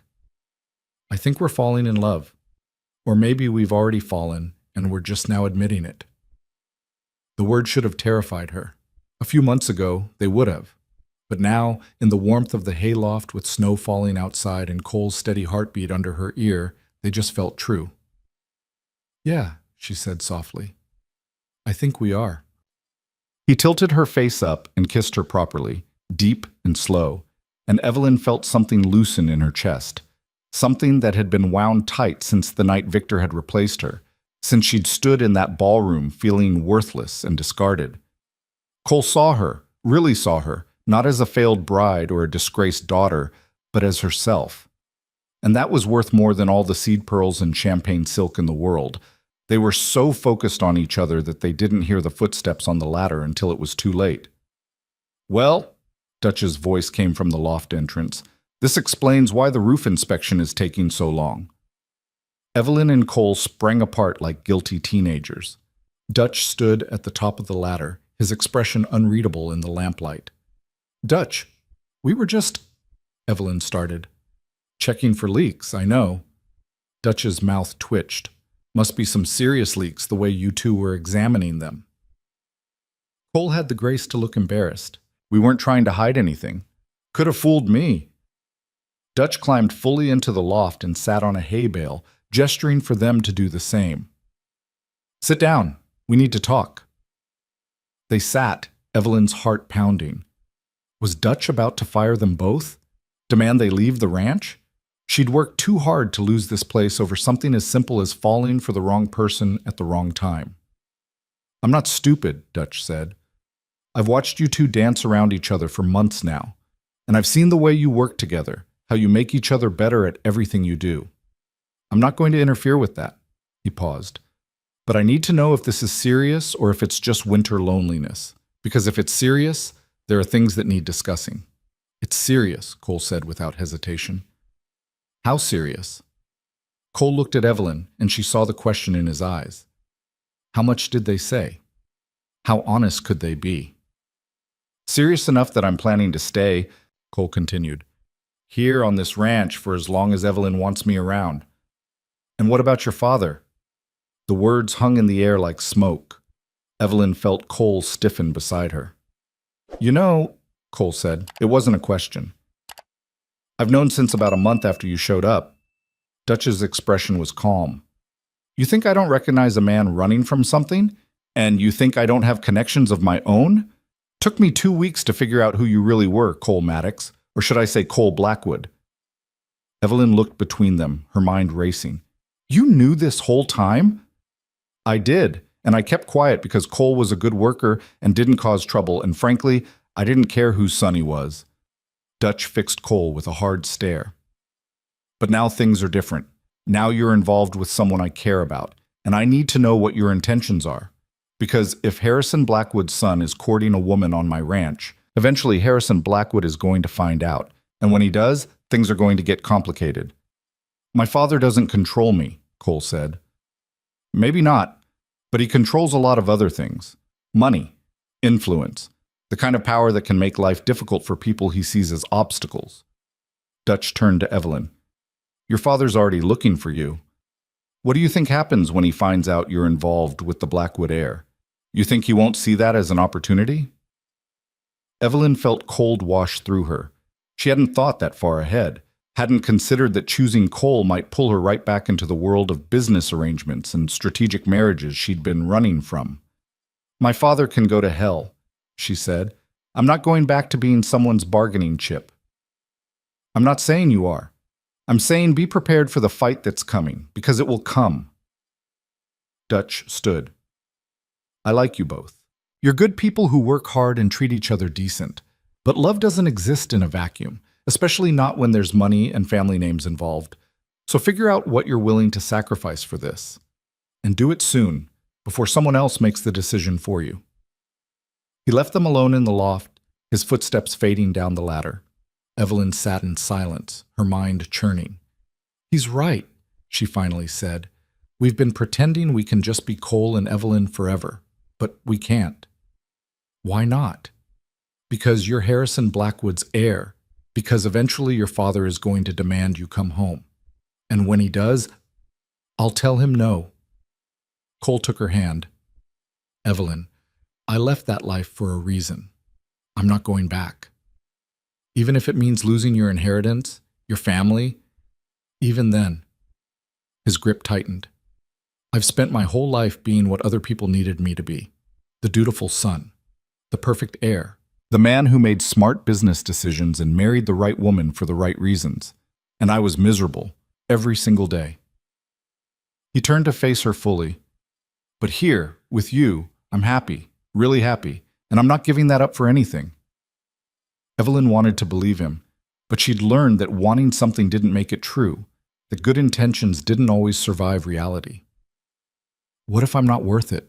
She said quietly. What if you give up everything and then realize I'm just some broken woman you felt sorry for in a saloon? Cole pulled her into his arms, and she let herself lean against him, breathing in the scent of hay and leather and him. You're not broken, he said into her hair. You're the strongest person I know.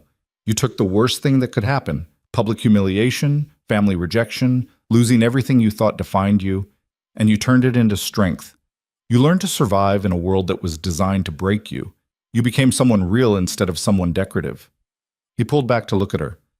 And I didn't fall in love with you because I felt sorry for you. I fell in love with you because you're brave and stubborn and completely yourself, even when it's hard, especially when it's hard. I'm scared, Evelyn admitted. Of what happens next, of losing this. Me too, but being scared doesn't mean we quit.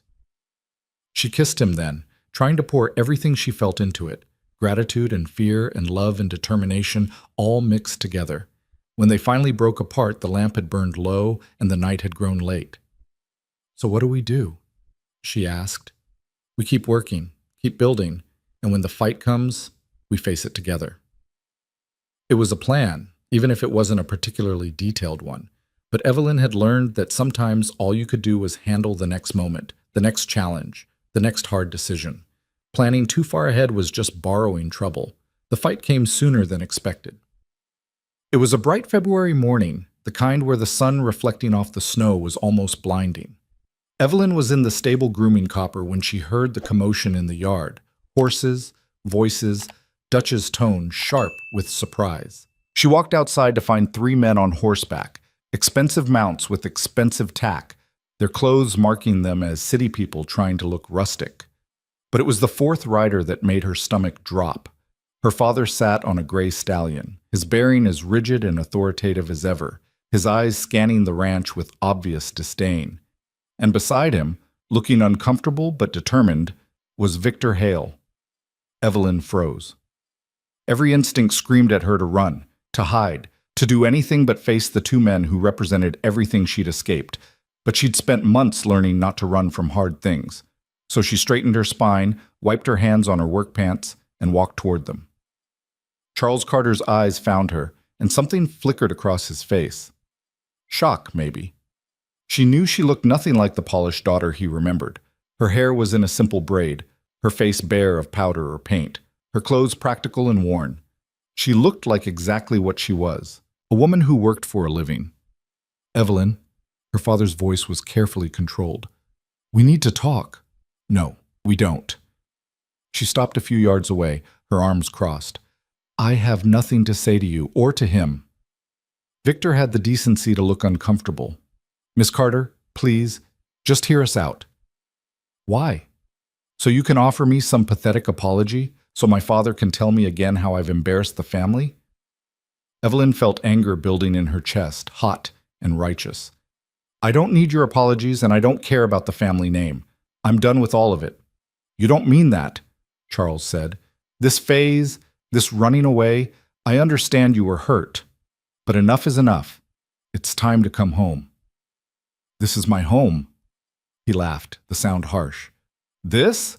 A struggling ranch in the middle of nowhere, doing manual labor for pennies? You're a Carter, Evelyn. You belong in Denver, in society, not mucking out stalls like a common servant. Better a common servant than an uncommon coward, Cole's voice came from behind her. He moved to stand beside Evelyn, his presence solid and reassuring. She's made her choice. You should respect it. Charles's eyes narrowed as he studied Cole. And who exactly are you?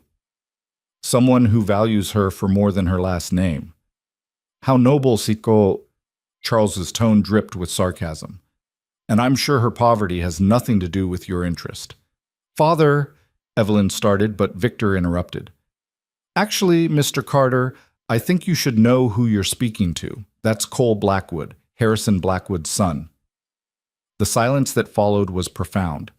Evelyn saw her father's expression shift from dismissive to calculating, saw the wheels turning as he reassessed the situation. Blackwood's heir, Charles said slowly. Well, this is unexpected. Is it? Cole's voice was cold. You came here to drag your daughter back to Denver so you could trade her to someone else. Now you're realizing she might have value again, just in a different way. Don't be crude. I'm concerned about my daughter's welfare. You're concerned about your business interests, same as always. Cole's hand found Evelyn's, squeezing gently. But Evelyn's not for sale, not to you, not to anyone. Charles dismounted, moving closer with the kind of deliberate intimidation he'd perfected over decades. Mr. Blackwood, I don't know what my daughter has told you about our family situation, but she's told me everything about Victor's betrayal, about your blame, about how you treated her like a failure for something that wasn't her fault. Cole didn't back down. And I know exactly what you're thinking right now, that a marriage between your daughter and a Blackwood would be even better than the Hale arrangement. More money, more influence, more power. That's not... It's exactly that. But here's what you don't understand. Evelyn and I aren't an arrangement. We're not a business deal. We're 2 people who found each other when we both needed someone who saw us as human beings instead of assets. Cole's voice softened as he looked at her. And I love her, not for her father's land or her social connections, just for her. Evelyn felt tears prick her eyes, but she blinked them back. She wouldn't give her father the satisfaction of seeing her cry. Charles looked between them, his expression hardening. You're making a mistake, Evelyn. Both of you are. Love is a luxury, not a foundation. You'll realize that when the money runs out and the romance fades. Maybe, Evelyn said, but at least it'll be my mistake to make, not yours. Victor stepped forward, his face apologetic. Evelyn, I know I hurt you. I know what I did was wrong, but I came here to make it right, to offer what? Evelyn's laugh was sharp. Your forgiveness, your pity? Victor, you did me the biggest favor of my life when you chose Catherine Woolridge over me. You showed me exactly what I was worth in that world. Nothing more than a business opportunity, and you freed me to become someone who's actually worth something. You can't seriously be choosing this over everything you had. I'm choosing myself over what you wanted me to be. There's a difference. Charles tried one more time. Evelyn, be reasonable. If you insist on this relationship with Mr. Blackwood, at least do it properly. Come back to Denver. Let us arrange a proper courtship, a proper marriage. You could combine the Carter and Blackwood interests, create something even more powerful than what we'd planned with the Hales.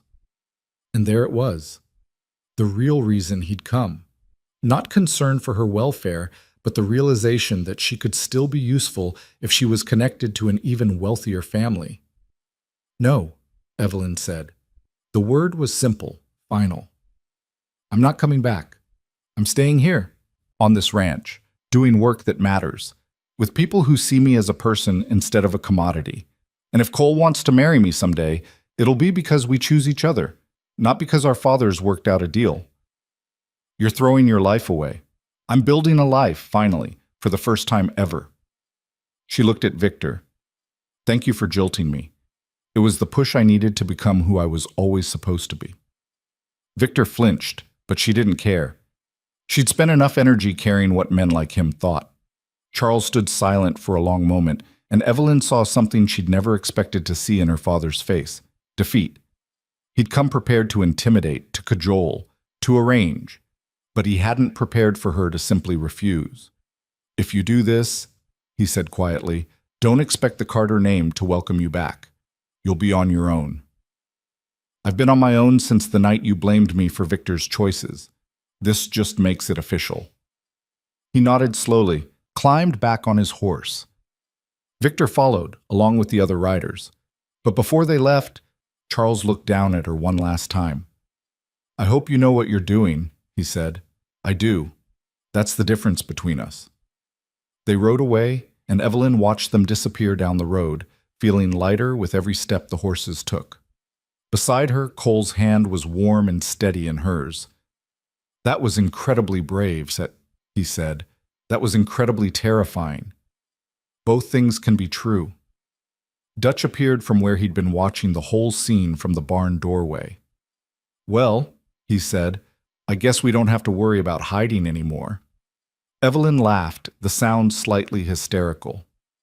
I just told my father to go to hell and turn down a marriage alliance with one of the wealthiest families in the territory. I think hiding is the least of our problems. What do you think your father will do, Tim? Cole asked. Nothing. He's done with me. I'm no longer useful, so I no longer exist to him. The words should have hurt, but instead they felt freeing. What about yours? Victor recognized you. Word will get back to your father eventually. Cole's jaw tightened. Then let it. I meant what I said. I'm not going back. Even if he cuts you off? Even then. I've got skills. I can work. We'll figure it out. Dutch cleared his throat. About that. I've been thinking, this ranch needs help, especially with the new barn and the plans for expansion in spring. I could use a partner, someone willing to invest some time and money into making this place really work. Cole looked at him sharply. Dutch, I'm not asking for charity. I'm asking for partnership. You invest what you can, you work the land same as everyone else, and we split the profits, equal partners. Dutch's expression was serious. I'm getting older. I could use someone with business sense to help grow this place, and you could use a legitimate reason to stay that doesn't rely on your father's money. You'd do that? I'm not doing it out of kindness. I'm doing it because it's smart business. You know ranching, you know how to work, and you've proved you can stick it out when things get hard. That's worth more than money. Dutch extended his hand. So what do you say? Partners? Cole shook his hand, something like relief washing over his features. Partners. Evelyn watched them, her heart full of something she couldn't quite name.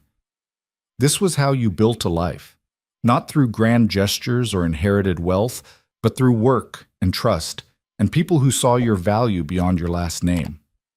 Spring came late that year, but when it arrived, it transformed the ranch. The snow melted, revealing brown grass that would soon turn green. The cattle grew sleek and healthy, and the new barn proved its worth during the calving season. Dutch and Cole worked on plans to expand the herd, to add new pasture land, to turn the ranch into something that could support multiple families. Evelyn took on more responsibility, working with the horses, managing supplies, keeping the books with the same attention to detail she'd once applied to planning dinner parties. She discovered she had a head for business when the business was actually hers to care about, when the numbers represented real work instead of abstract wealth. And in the evenings, when the work was done, she and Cole would sit on the porch of the cabin they'd started building on the edge of the property. Their cabin. Their future. My father sent a letter, Cole said one evening in late April, delivered to the ranch. Evelyn tensed. What did it say? That he's cutting me off. That I'm no longer his heir. That I've embarrassed the family and thrown away every opportunity he gave me. Cole's voice was remarkably calm. He called you a number of things I won't repeat, and suggested that when I come to my senses and realize my mistake, the door might still be open. How do you feel about that? Relieved, mostly. The waiting is over. He's made his choice, I've made mine, and now we can move forward without that hanging over us. He pulled a small box from his pocket. Which is good, because I have something to ask you. Evelyn's breath caught as he opened the box to reveal a simple gold band with a small diamond. Not elaborate, not expensive, just honest. I don't have a grand speech prepared, Cole said. And I can't promise you wealth or luxury or any of the things you were raised to expect. But I can promise you partnership, honesty, a life that's ours, built on what we choose instead of what other people expect. And I can promise to love you exactly as you are, for as long as you'll let me.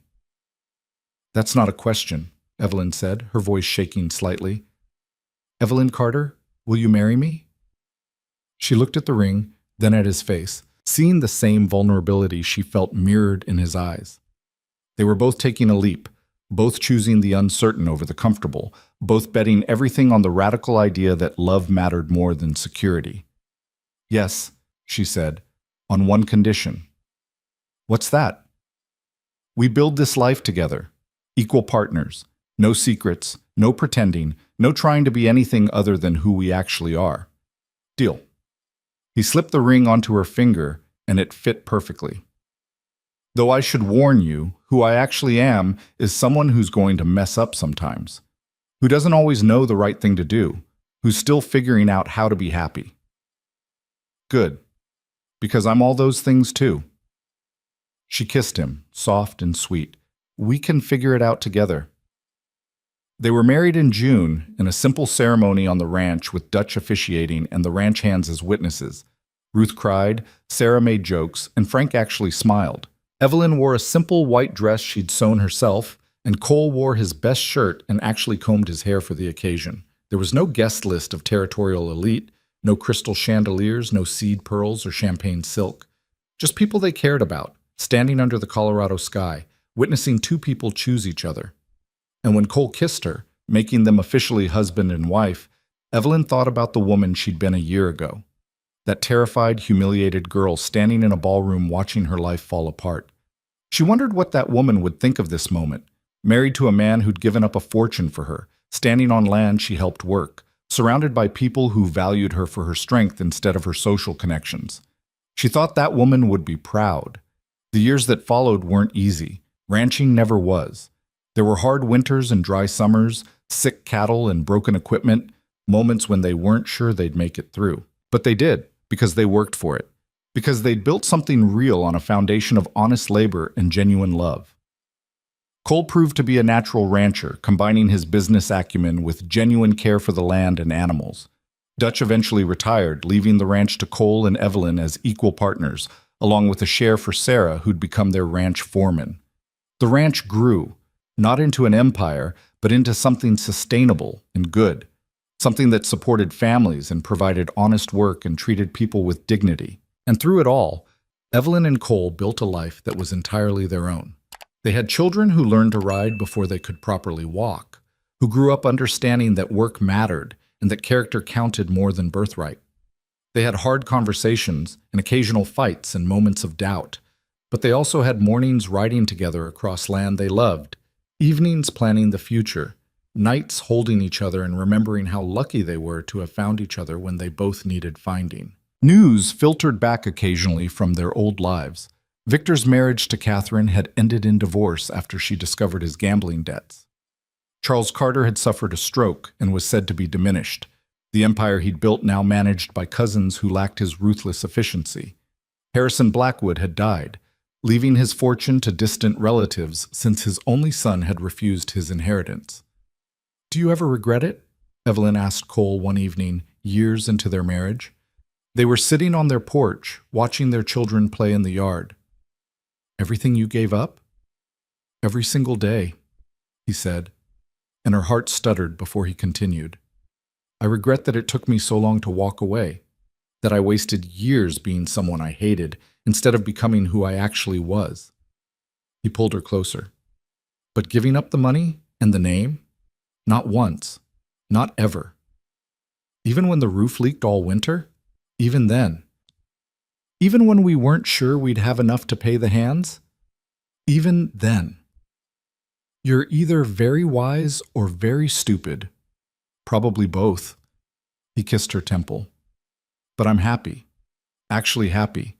And that's worth more than all the Blackwood money could ever buy." Evelyn leaned against him, watching the sun set over the mountains, and knew he was right. They'd both lost the lives they were supposed to have, the strategic marriages, the family fortunes, the social standing. But in losing those things, they'd found something infinitely more valuable, the freedom to choose who they wanted to be.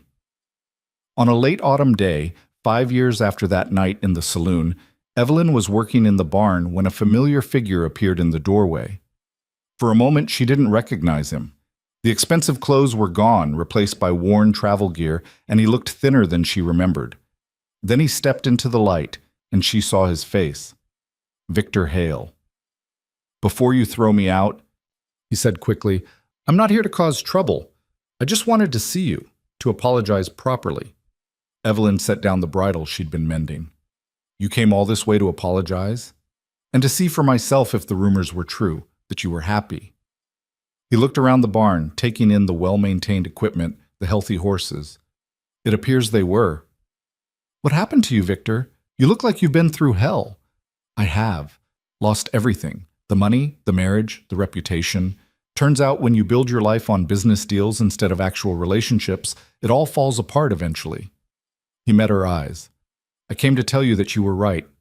That night when you said I'd done you a favor by leaving, you were absolutely right." "I know." He laughed, the sound bitter. "Of course you do. You figured it out long before I did. That's always been the difference between us. You had the courage to choose something real. I just kept chasing the next deal, the next opportunity, until there was nothing left." "Why are you really here, Victor?" "Because I wanted you to know that I see it now, what I threw away.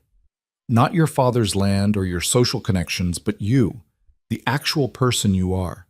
And I wanted to say, I'm sorry I never saw it before." Evelyn studied him, this man who'd once represented everything she'd wanted and then everything she'd lost. He looked broken in a way she understood intimately, the way she'd been broken that night in the ballroom.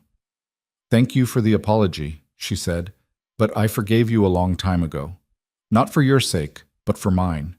Carrying that anger around was like drinking poison and waiting for you to die. You're a better person than I am. I'm just a person who learned that the worst thing that ever happened to me was actually the best thing. Because it forced me to stop being who everyone else wanted and start being who I actually was. She paused. What will you do now? I don't know. Find some way to rebuild, I suppose, though probably not with marriages or business deals this time. There's a ranch about 20 miles north. They're looking for hands. Pay's not great, but the work is honest. Victor looked at her in surprise. You're helping me? I'm giving you the same chance someone once gave me. What you do with it is up to you. He nodded slowly, something like hope flickering in his eyes. Thank you, Evelyn, for everything, for showing me what strength actually looks like. After he left, Cole found her still standing in the barn, lost in thought. Who was that? He asked. Someone from my old life. Someone who needed to see that there's more than one way to build something worth having. You're too kind sometimes. I'm exactly kind enough. She turned to face him. He gave me something, whether he meant to or not. He showed me what I didn't want to be, what I didn't want to settle for. And that led me here, to you, to this life. Cole pulled her into his arms, and she breathed in the familiar scent of him, work and sunshine and home. Do you think he'll make it? At the ranch? Maybe. If he's willing to actually work for it, if he can learn to value the right things. She pulled back to look at Cole's face. The same way we had to learn. We're still learning. That's the point. Life isn't about having all the answers. It's about being willing to figure things out as you go. That evening, sitting on their porch with Cole beside her and their children playing in the fading light, Evelyn thought about the woman she'd been and the woman she'd become. About the night her perfect life had shattered and how she'd used the broken pieces to build something stronger. About the difference between being valuable and being valued, between being chosen for what you represented and being loved for who you actually were. She thought about all the people who told her she was making a mistake. Her father, Victor, even the part of herself that had been terrified to leave everything familiar behind. And she thought about how sometimes the biggest mistakes turned out to be the best decisions, if you were brave enough to see them through.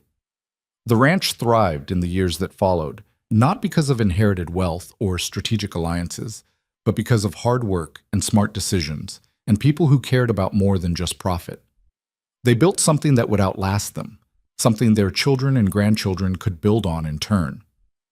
And every morning, when Evelyn woke beside Cole in the cabin they'd built together, she was grateful for the night her life had fallen apart, because it had forced her to discover who she really was beneath all the expectations and obligations. It had taught her that true strength wasn't about enduring what other people demanded, but about having the courage to choose your own path, even when it terrified you. She'd learned that you didn't need to be perfect to be worthy, that making mistakes and failing and getting back up again was what made you strong, that love wasn't about finding someone who completed you, but finding someone who saw you as complete already and chose to walk beside you anyway.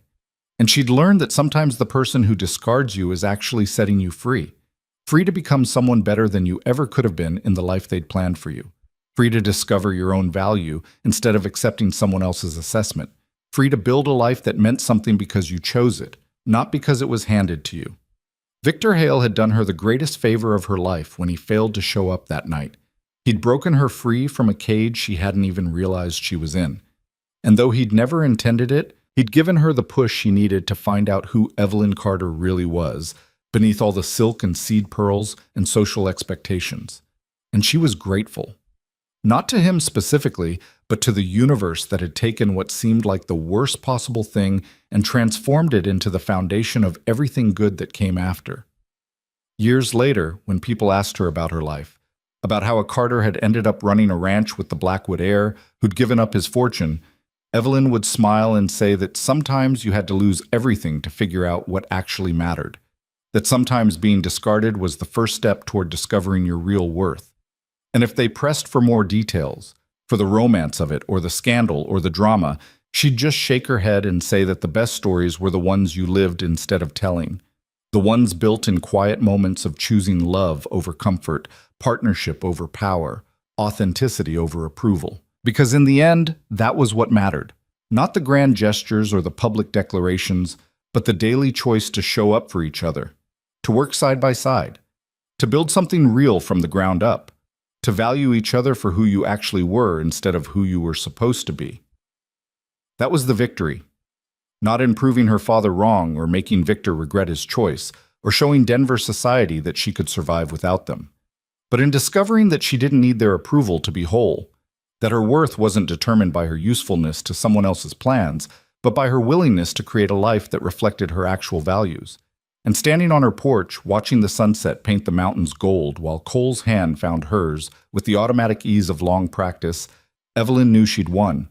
Not because she'd gotten revenge or proved anything to anyone, but because she'd built a life she didn't need to escape from. Because she'd become someone she didn't need to pretend to be. And that, she'd learned, was the only victory that actually mattered.